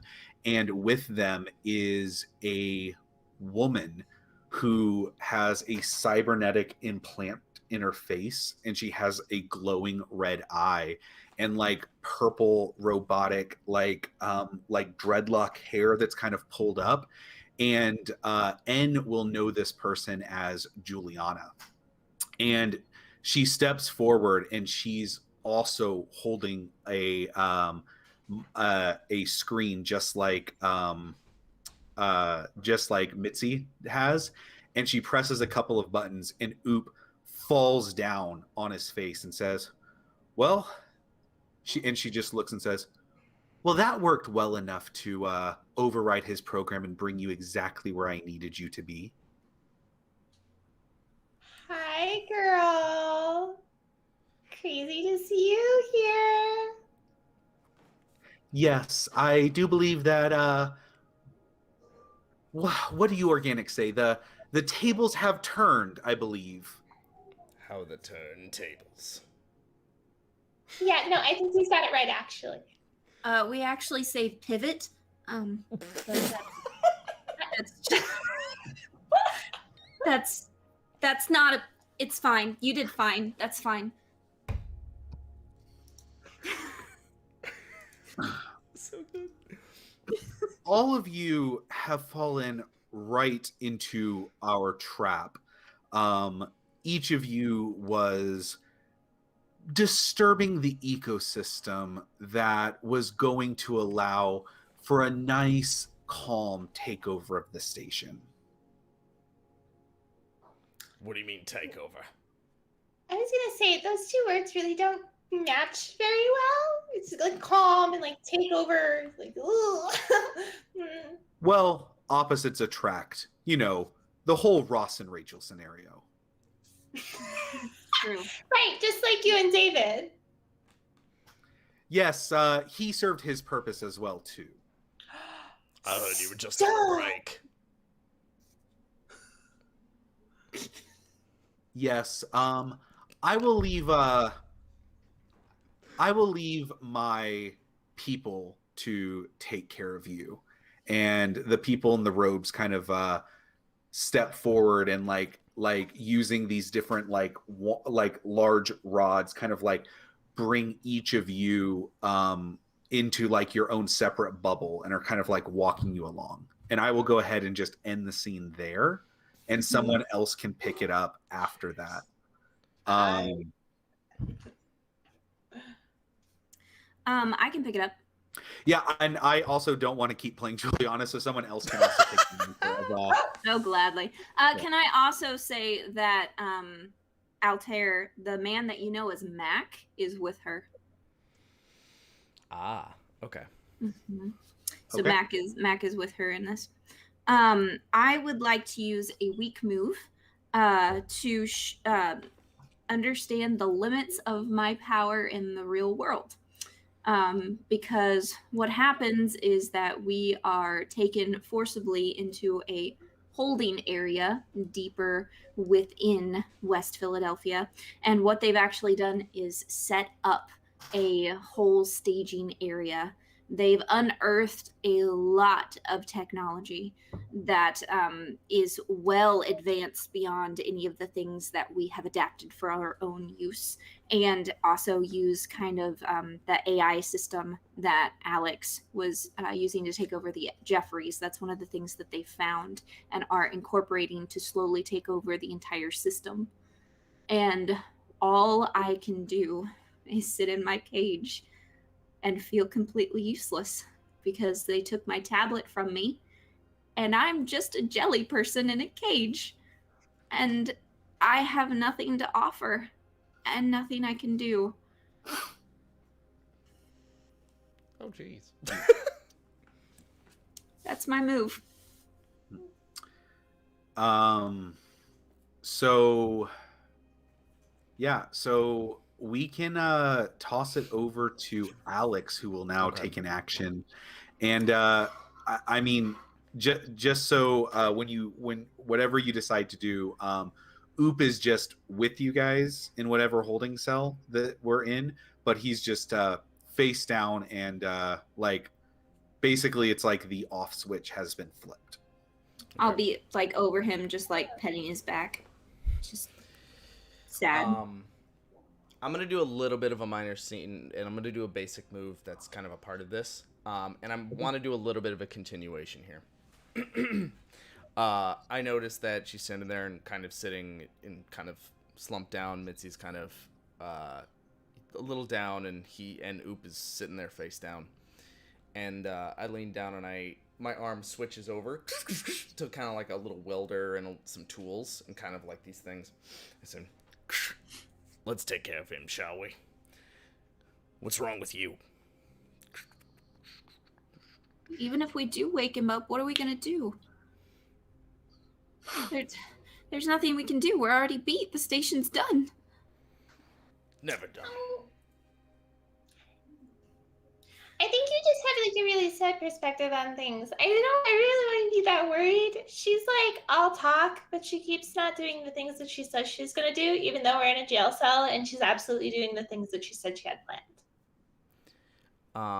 I'm gonna use my basic move of speak openly and honestly with someone, and I'm gonna look at Mitzi and say, "Look, I'm just some metal junkyard worker at the bottom of a space station in the middle of God knows where. I don't really have any true power. It's the people around us. It's the hope we have in each other. If I didn't, the amount of times I look at myself every day in the morning, I'm still working on Oop, trying to get him turned online. Every day, I think, I don't have any power. There's nothing I can do. I don't know what I'm gonna do every single day to try to bring everyone's days better than they are. But I believe in them. We have to believe in each other to get out of this. And I know we can." And I shut the lid on Oop, and he starts to boot back up.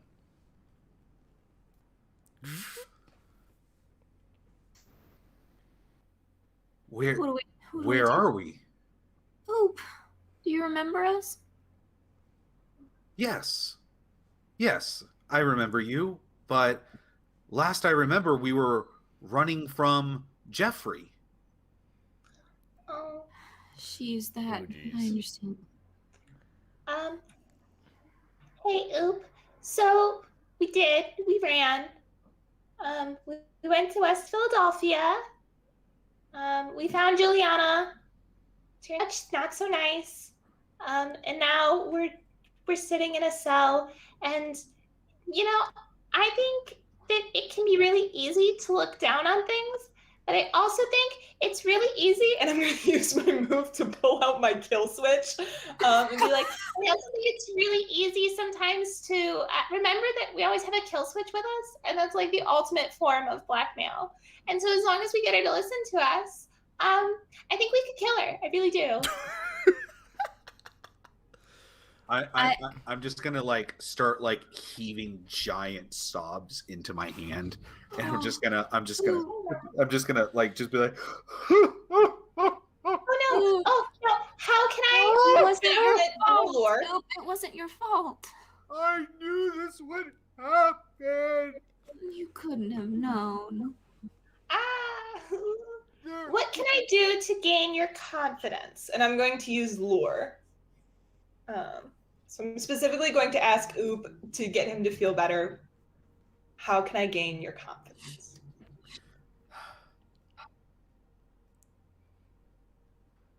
How does your kill switch work? Can you explain to me how your kill switch works?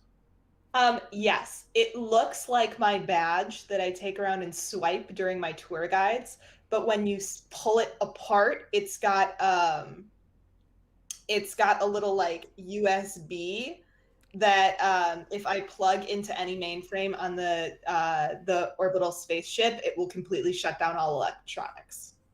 Heck yes. I'm gonna look at you and I'm gonna go, Mitzi, do you think there's a way that you could use that to shut down the part of me that allows Juliana to take control? I think I know how it works, given the situation of what happened before. I think I can turn it off. More importantly, I think I can use that kill switch. It's a one use, isn't it? Oh yeah. We also have to be careful to make sure it all turns on back on, or otherwise we're all gonna I think I can use the kill switch to target the AI as long as I have a little more information. But first, Oop, let's take care of you. It may hurt a little. That's okay. I haven't felt pain in a very long time. Everyone's so depressing. Oh, Okay, and then I will. I like the kill switch idea to get rid of the AI. That's a good one. That's what I was thinking too. We're on the same page there.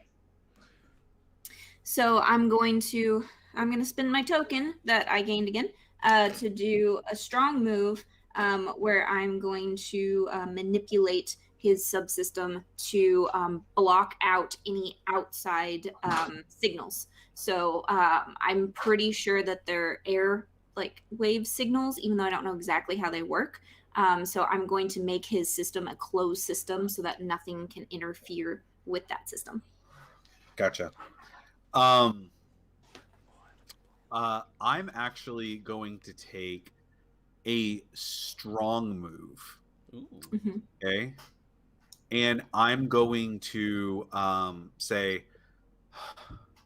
I feel like I feel like I have my power back. This is good. And I'm going to say, I need a moment. And I'm going to like get down and I'm going to like start like look like I'm thinking really, really hard. And you can see different like power cells glowing in my arms. And I'm going to stand up and I'm going to go, okay, we'll see if that worked. Now we need to get out of here. How?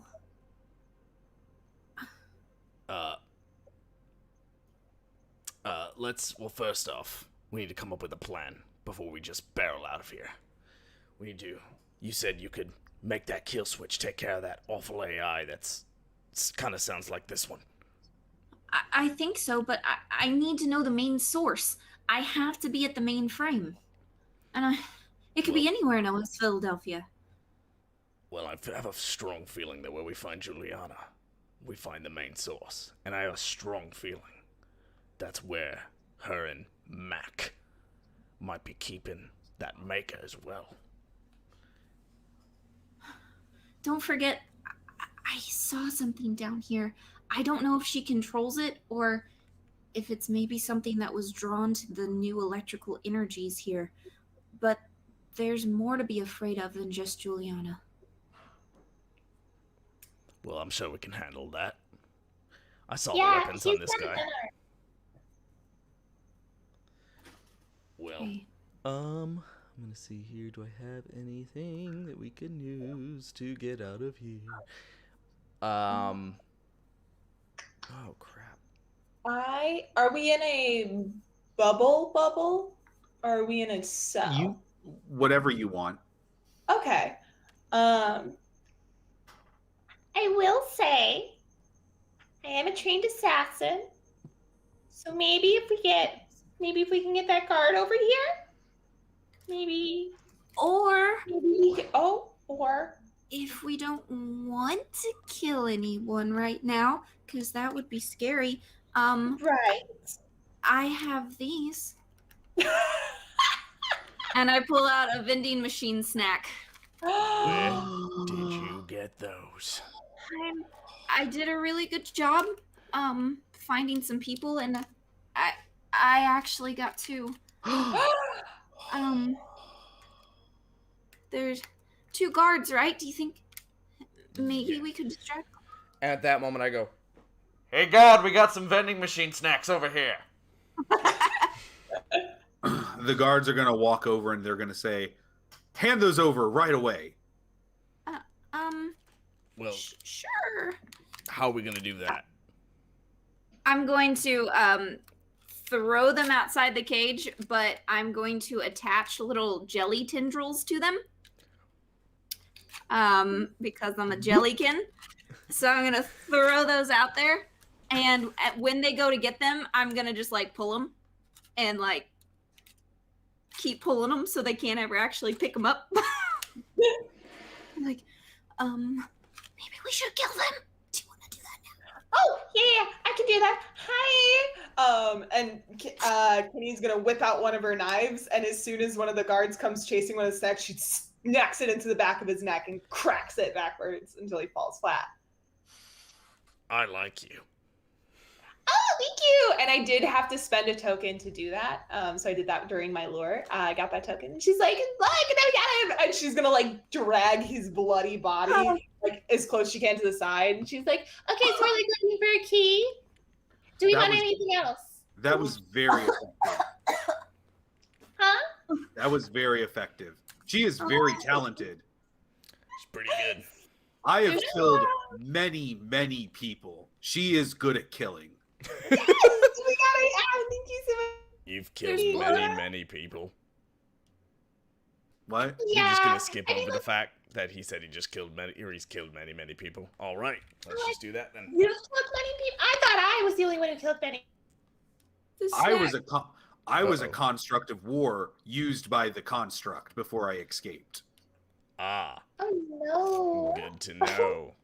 Yeah, that's how Juliana used me to put us. Not important. Let's go. She's like slowly pulling out the key from the guide. Keep going. This is fun. There's blood on the snacks now. Is that like a strawberry flavor? It'll be really fun. There's strawberry. Oh my god. All right. Back in my pocket. All right, that- so I think with that we're kind of like we get out, so we can kind of end that scene, yeah. Yeah, Yeah. and I think this Yeah. is a good time to take a quick break. We'll take a quick break, and then we'll be back, and we'll be in the last sort of stint of our episode of Orbital and our space station, The Office. We will be right back. The Wanderer's Guide is a 50-page compendium designed to enhance your fantasy RPG campaigns. Immersive, beautiful maps and artwork by Andrew Bosley. Dry erase pages for quick editing and changes as your campaign evolves. An abundance of tokens to add more character, landmarks, features, and customization to your campaign. An interactive NPC system for adding lots of variety and plot hooks for the Game Master to engage the players. Artwork featuring fun details and story elements to enhance collaborative storytelling, world building, and spark the imagination of the players and the Game Master. The Wanderer's Guide. Your world, your adventure.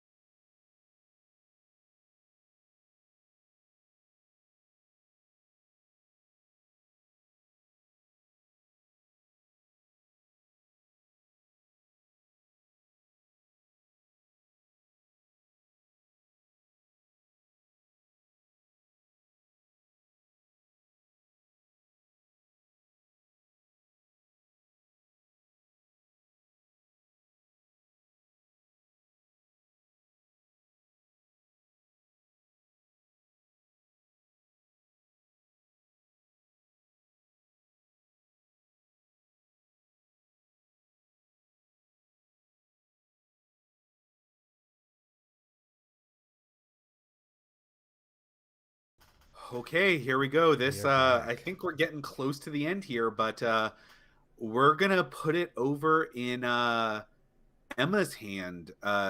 It's going to be your action. Okay, cool. All right. I think since I have just spent 2 of my tokens on some strong moves, I think I think I'm going to do sort of the basic move. I think getting ourselves out of this situation is going to be decently important. So I think what we do is we all, now that we've made it outside of the cave, our holding cell with the keys, I think searching for our next way out of West Philadelphia. I think out of immediate danger, and I think I'm going to start by sort of looking around. I think using the technology we have and using Oops. So I think Kenny will go up to Oops specifically as we are wandering around West Philadelphia, and she'll be like, so you are really good with signals, and you're really good with like bots. Question: do you think you could track a person? And by person I mean robot, and by robot I mean Juliana. I believe that the signal that she used to control me is still active, and I should be able to trace those same waves. Oh, okay. How do we? So we should go. I think there is a OK Get down the street of West Philadelphia that maybe might connect to the mainframe. If we got you there, would you be able to? Would you be able to tap in and see where she is? Yes, I think that that would work very well. I think as long as Mitzi can direct us to knowing the inner workings, I think that that should be just fine. I won't exactly know what I'm looking at, but I'll be able to trace the signal. Right. Mitzi, hi. Hi. Hi. Can you help Oop connect to the signal so we can find Juliana? I mean, you're the best at finding and watching people. If maybe we find my iPad, if I can tap into the signal, then I should be able to get a working map of where she's at any time. But I need my iPad, and they took it. Or any kind of device, maybe? Maybe we can find another one on our way? Yeah. There's a good get down the street, and I think that might be our best option. Okay. All right. Then let's go. Maybe we can. Where are we? Where are we? I sort West of imagine Philadelphia. West Philadelphia. I mean, the station's pretty large, so I imagine it to be sort of like a slightly abandoned town. So this is my knockoff version of Best Buy. So I imagine that there's a little bit of like, yeah. I like it. So I was gonna say maybe we can find a Blarkin or a Blarkit. I think A 'Cause black Blarkin. They always carry Blarkit? iPads with them to take surveys and stuff. oh yeah, They do. We could go find a see Blarkit. Black Markets. But just as Black you're Blarkit. you're heading towards a Blarkit, as in the background, you're still hearing it's getting louder and louder. But this time, in the darkness of an alley, you see a curled, wide smile, really bright, and eyes that now appear to be yellow. And you hear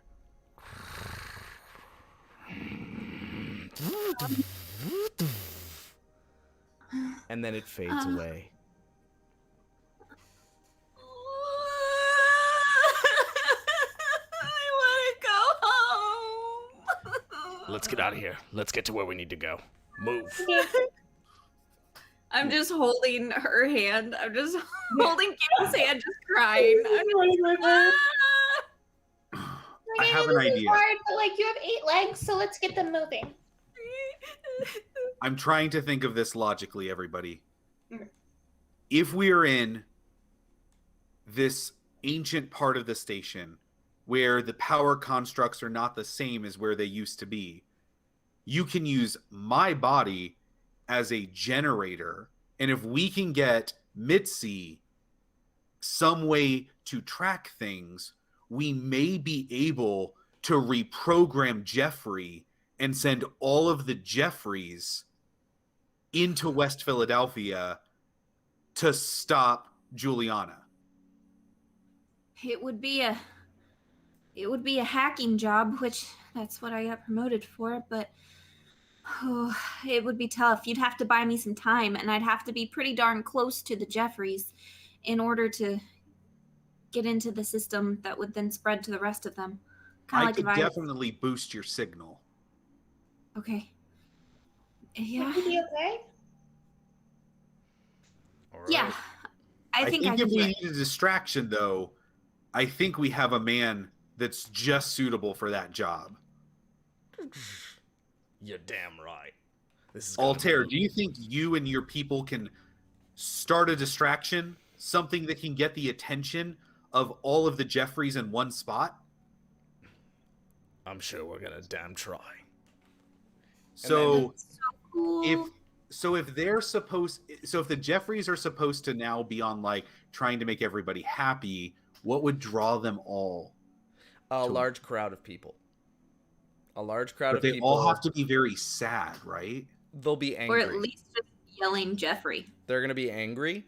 And so I'm going to essentially incite a mob. So this is what I'm going to do. This is. All right. I'm getting into character. All right. Here we go. Here we go. Everybody, I'm just going to impromptu, okay? Starting with Alex, we will go Alex, Hannah, Emma, minor scenes. What Got your it. character is going to do. All right. Okay. So, here's my plan. I'm gonna run. I'm gonna get all my people together. There are hundreds of us. We are going to sprint into West Philadelphia, and we are going to attack Juliana's home base in the towards the mainframe.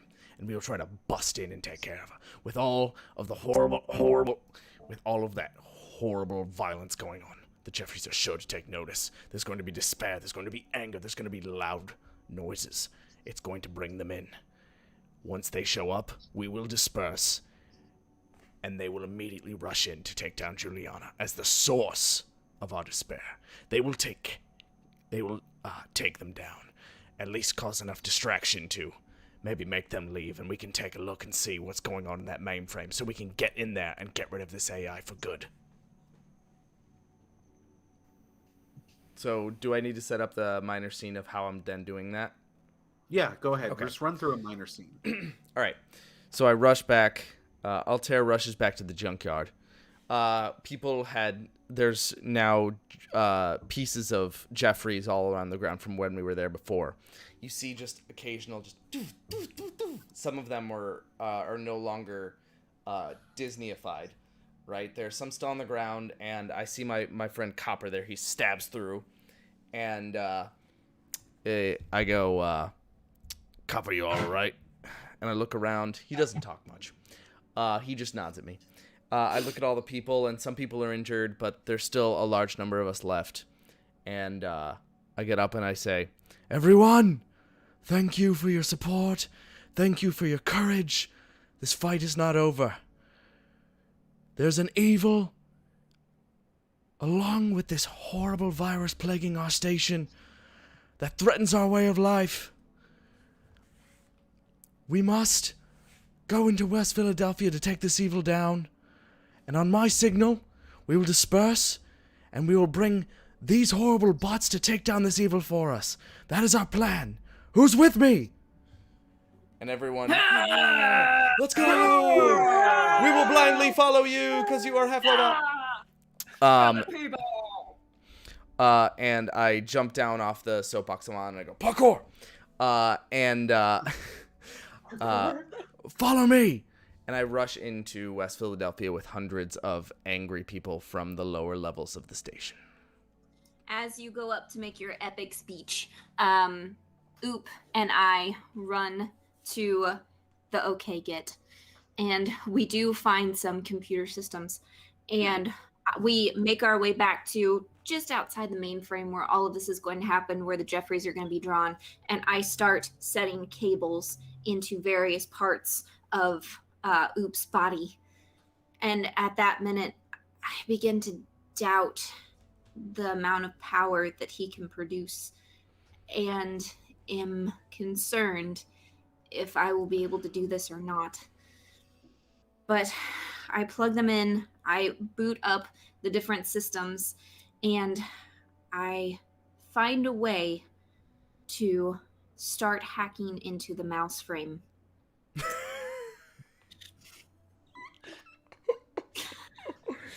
There are various castles of different kinds and walls and fireworks, and it is an intense battle, but eventually I get to the point where I think there's only one last beast to push through before I think that I can take over anything in the immediate area. And the way that I have created this will then send it out and spread out to anything else that is then around it, and continue to spread from there until I think it should reach the entire station. And I'm set. Sounds like it'll work. So the riot is happening. The Jeffrey bots are in position, and you flip a switch. I flip the switch, and there's not enough power. Oop. Oop. There's not enough.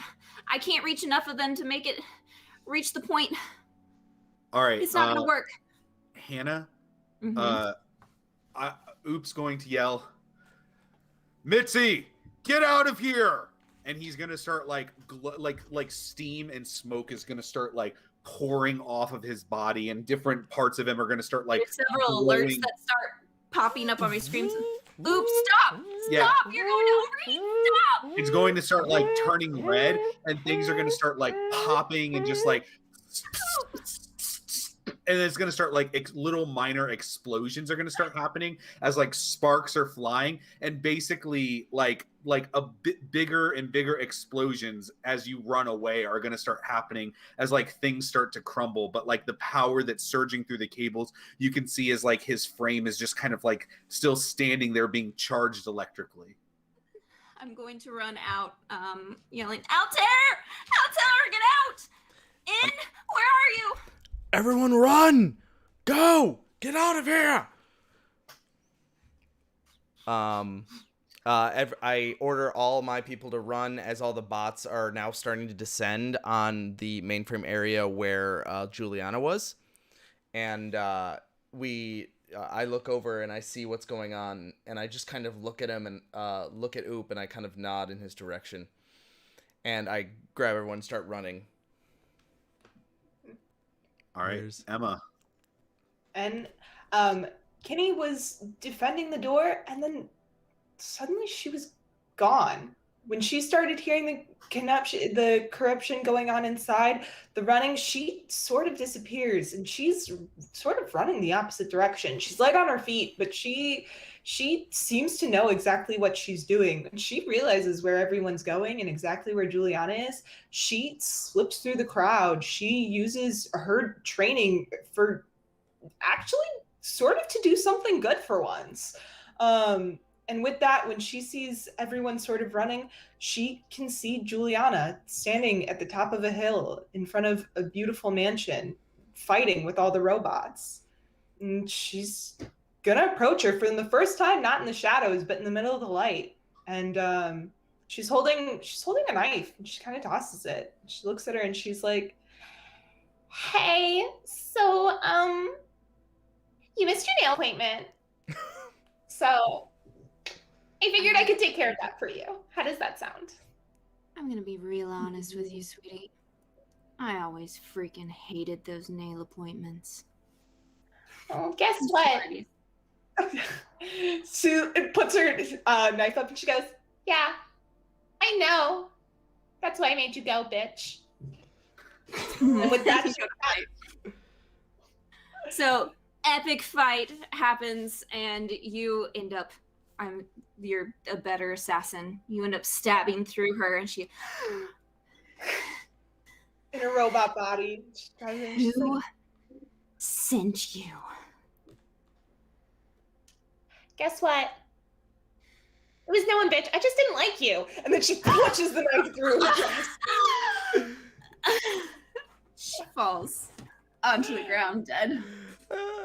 So good. Pulling the knife out of her chest, she like wipes the oil mixed with blood off of it and throws it onto the ground. She's like I'm gonna reveal my employer to someone I'm about to kill. It's so dumb. So cliche. So cliche. I'm not really one for speeches. She turns around and sees everything on fire behind her, and she like waves with like freaking like waves, and she's like, Altair! She's run. I'm like, get out of there! It's gonna blow! Oh, okay. And so we're all sprinting away from West Philadelphia, where all the bots are still about to. So then we all get one last in scene, right? Yeah. So I have a little bit to go. I Okay. have an idea. Okay. Try to do it as quickly as possible because we will end this very shortly. Okay. So it's after the explosion. Uh-huh. So is that okay? Sure. Okay. So the explosion occurs. Oop has saved everyone. Unfortunately, he did not make it. And I'm assuming that's where you wanted that to go. Yeah. Okay. Well, I'm not gonna say. Okay. We've made it all. We assume that he didn't make it. Yeah. Yeah, you don't find anything except for just char and ash if you go looking. I open the door in the master control room, and there is the Maker, sitting in the center of the room. And there next to it, they're just large chocolate bars. And I'm just like, this is going to save a lot of people. So I grab it and we take it back, and this is where we find ourselves. We find ourselves in the main orchard, and just kind of wiping ourselves down. Just, oh my god, thank God we got rid of all those scary, freaky robots. And at that moment, a giant robot with pointed ears, a tail, appears and starts to materialize with an evil smile, cat eyes, and it's striped purple and pink. An evil, robotic Cheshire cat. What in the... Starts to descend upon us. And Altair looks around and looks up. Mitzi, one last job. Open the roof. Everyone grab a hold of something. And Master admin code. this top starts to open, and I stick my hand inside the electronic panel, and you just see the galaxy above us, and the dome that it usually keeps in the atmosphere opens, and everything starts to get sucked up, and there goes the cat robot. And then I go, and the bubble starts to reappear, and you just see this cat robot start to go, and I look at you and I'll go, this is gonna be legend. Wait for it. Hope you're not lactose intolerant. Dairy. And all these fireworks start going off in the night sky.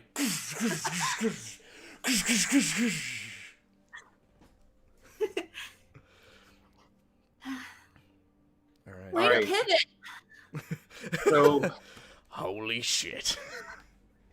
so now basically once all of the threats are neutralized, everybody has what's kind of an epilogue. So everyone's going to take one last minor scene, which is just telling about a slice of life event as your character kind of has continued on with their regular life that may or may not be changed because of the events that transpired. So May I go last this time? you may. Well, you can go second to last. I Alright. also have a nice little ending. All right. Okay, cool. Then it doesn't matter, so I can go first. Yeah, Emma, you're up. Okay. Kenny wakes up. It's 6:30 in the morning, and she puts her long tentacle hair into a high pony. But she no longer checks her phone. She is able to get up, do her Pilates routine, prepare for her long day, drink some lemon water, and then hops out of her way out the door and onto the station. She's no longer just a tour guide. She's actually sort of the face of the station. As you walk around, you can sort of see little facets of Kenny welcoming in new travelers, and you see little video frames of people getting off, being a beautiful welcome guide, and just, Kenny, hi, oh my God, welcome to the station. You're gonna love it here. I saved it just a little while ago. her tour guide desk is no longer just a tour guide desk. It's actually the beginning of her office where she is able to help run and maintain all of the PR of our current station. And she goes to work and she's actually really happy now. You know, she's completed her mission and she got the option to go back and do something new, but she decided to stick around. And then 11 o'clock rings and she realizes it's the third Thursday of the month. So she has to go get her nails done. Love it. Alex? I can go next. So Altair takes the maker to the people that truly need it. He hooks it up to the rusty old generators and it starts chugging out all sorts of types of chocolate. It's great. He's feeding all the people that really truly need it. He manages to use some of this to get some money to support his cause. Every day seems to get a little bit easier. They're getting a little bit stronger. And they know that one day it's going to take some work, but this is definitely going to make every day a lot easier. He's handing out food. He's handing out this chocolate, giving some money to the people to start to rebuild, to make those lower levels just more habitable than those upper layers of the station. One day, this will help, but one day we will take control, and the station will be for the people. The office will be for the people. And as you pan out, as Altair is leading and he's handing out some food and he's helping people build, it's this beautiful montage. You pan over to the maker and it's chugging out chocolates, chugging out different things. And the last shot is a Mickey-shaped ice cream bar that gets chugged out. So Oop is not going to have an ending scene, but I am going to do a read the station action. Did you want to go last, or do you want me to go? You'll go last, Hannah. Yeah. Okay. So Oops used his signal to basically, with Mitzi's help, basically take over and control the Jeffrey bots. And soon after the Jeffrey bots have, won the war against the hostile encroachment of the constructs, the Jeffrey bots have started to have a new directive and have actually taken over all food production and food harvesting for the station. And the dining experiences in the mess hall have gone from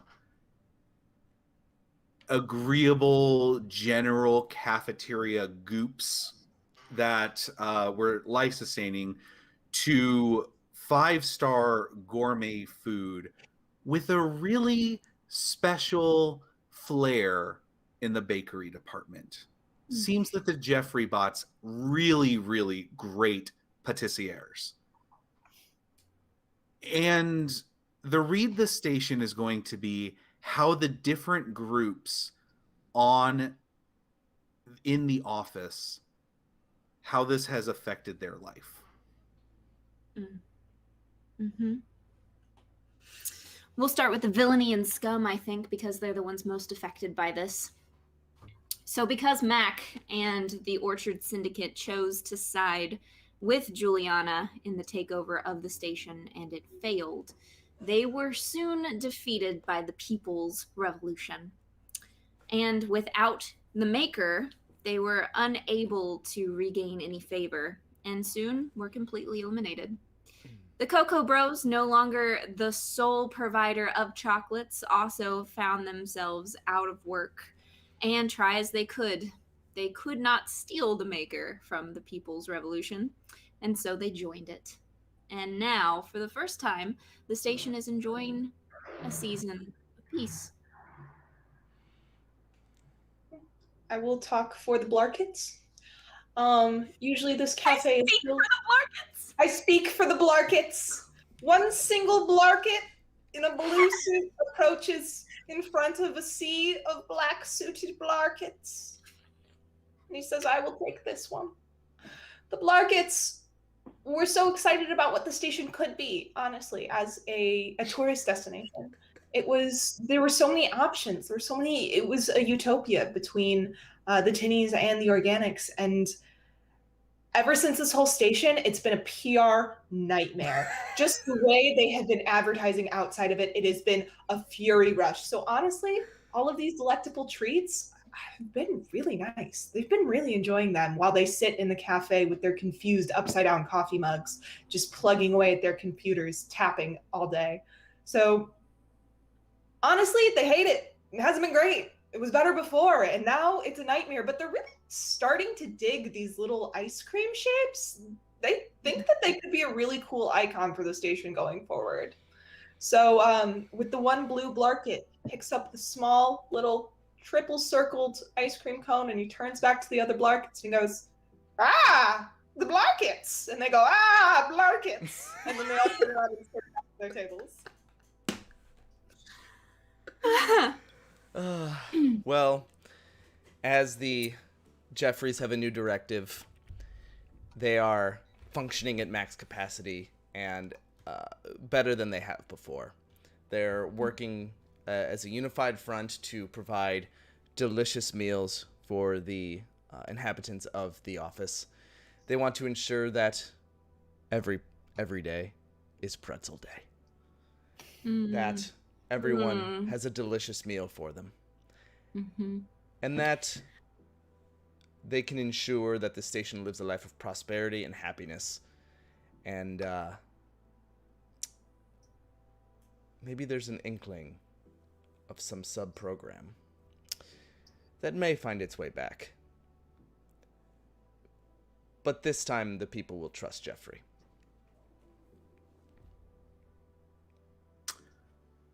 And Hannah. The next scene will come to a door, but it is not the B99. It's B100. Inside is Mitzi, with no longer her standard issued mug. Instead, she has one that says "Best Boss Ever." And she sits in her little chair and looks at the modern screens. Beside her stands her faithful assistant that everyone calls Jeffrey, but she calls Oop. She watches the screens and watches how Altair is being a good leader and improving the lives of those around them. How In is being the voice and the face that she always saw that she was, and that her character has developed very nicely. And something deep inside her can't sit by and just watch anymore. She feels that there's something still left in West Philadelphia.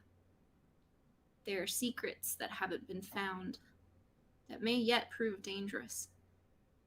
So she looks to her assistant and says, "Oop, suit up." And together, they leave B100. Head back through the old junkyards, down into the subsections, through the rubble of West Philadelphia, and deeper on into the darkness. That is the end of The Office. Oh my god. That is the exact music that plays as she and Oop walk into the darkness. Oh my god. That was incredible. Um, Nice job, squad. That was Orbital, RPG by Jack Harrison of Mousehole Press. Very fun. If this looks like something that you would enjoy, you can definitely find it on the website. Definitely check it out. Really fun RPG. We had a blast with it. We did not play it the right way, but I don't think that that's the intention. Is to Yeah. It was made loose. variations. Yeah, it was very loose. But I think the spirit of what Orbital wanted us to do came through really well. Hopefully. We had a lot of fun. We want to do more of these one shots for you guys in the future. But this was great. Any closing comments? Does anybody want to make any statements about the RPG or just the story that we just told? I think that was a lot of fun. I think definitely from someone who is not a DM, who has never DM'd, this is kind of that mixed experience of DM and player. And it definitely makes me interested to try to do a little bit of DMing, or at least look into it. There is a lot going on. I found that there were sometimes hard to kind of keep track of other aspects of the station. But I thought, once we kind of got into it, I think some fell to the wayside. And I think that's okay. I think as a story develops, some side plots or some characters might not be that big. But I think as long as it grows and it maintains a general storyline, I think you just kind of roll with it and enjoy the fun, enjoy the story. And I had a lot of fun. Yeah. And I will say, if you've never played a DM-less, story-driven RPG, neither had we. And I don't want to speak for everybody, but I thought that it was so much fun. It was fun. It was incredibly fun, and it was like so much just interaction. We had no idea what each other was going to say. We did not script this. We came up with our characters, and that was it. Yep. So it was just incredibly fun to bounce off of each other. Jar says, my favorite moments are torn between the Jeffrey voice and the there's blood on the snacks. Thanks, Jar. He's one of my patrons, by the way. Thanks for coming and hanging out. I super appreciate that. You're awesome. But yeah, it was just a really fun system, and you can run it however you want to run it and just tell a really fun story with your friends. Like, this was such an enjoyable evening. Yeah. Absolutely. Emma, what do you think?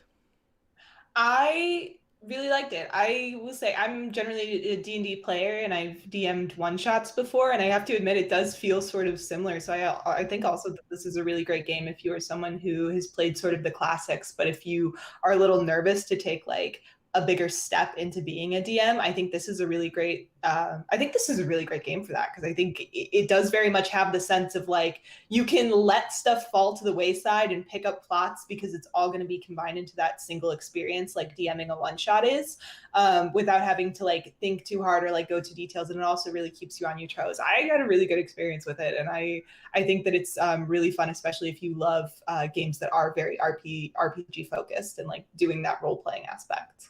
Mm-hmm. Yeah, I personally, man, I felt underprepared coming into this. Same. I really had no idea what we were doing.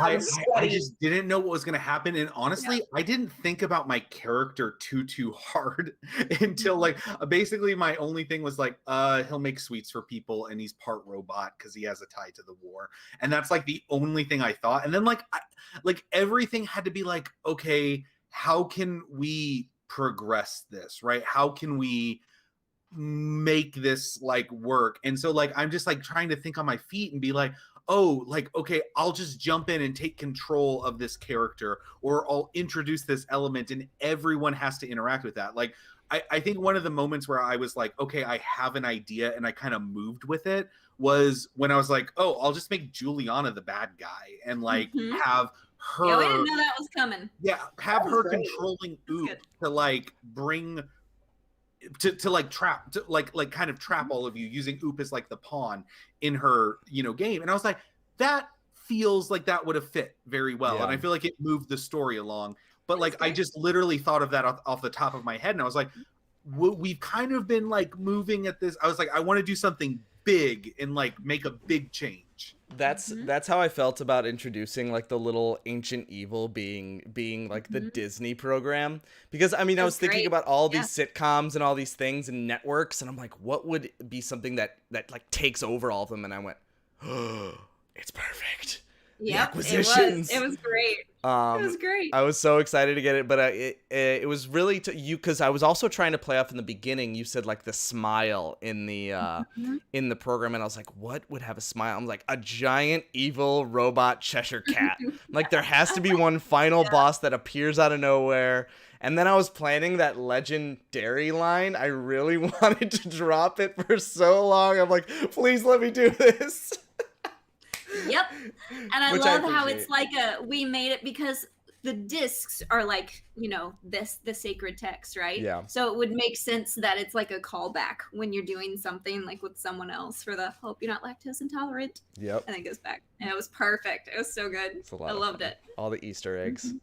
Mhm. So a lot of fun. I think we're all big fans, but this is our one shot. We will be back next week with regular content reviewing more RPGs on Kickstarter. But if you would like to see us do more one shots, we would love to do them. Yep. Recommend some to us, please. We're definitely planning on doing more. We are super excited. I had so much fun having you on, Emma. Yeah, Thank you it was so great. much for joining us. Like, it was honestly so perfect. It was so Mhm. great. Yeah. Thank you. I'm so happy to be here. It's really fun to experience like a different game, and you guys are so fun to play with. And like, I can clearly see that you two are DMs. I like Hannah and Joe. Like, the way you would come in and you would organize stuff, and then you would like slightly switch into your DM voice when you were narrating, and I was like, I know her. Oh, that's funny. Awesome. Well, Emma, where can anyone see any of your content? Like, do you have stuff like an Instagram? I know we have your Instagram link there. Do you want people to follow you there? Yeah, you can follow me on Instagram, Twitter, or TikTok. It's all the same. I think it's below. It's all the same. It's Sketches. I'm a storyboard artist, so I post lots of little animatics and art and doodles. And I post about D&D all the time. You will see my girl Kay everywhere. Her name is Kay and she's a dream. So Awesome. Well, please definitely give Emma a follow on all those different platforms. Thank you again so much for joining us. It was an absolute blast. That was Orbital. Definitely visit us again next week for Roll for Review. We'll be back to our regular scheduled programming. And All on YouTube now. No more Twitch. All on YouTube now. Yeah, we are going to be moving forward only on YouTube. So thank you all so very much. It has been an absolute pleasure. This has been Roll for Review. Have a wonderful night. Bye, guys. Bye. Bye.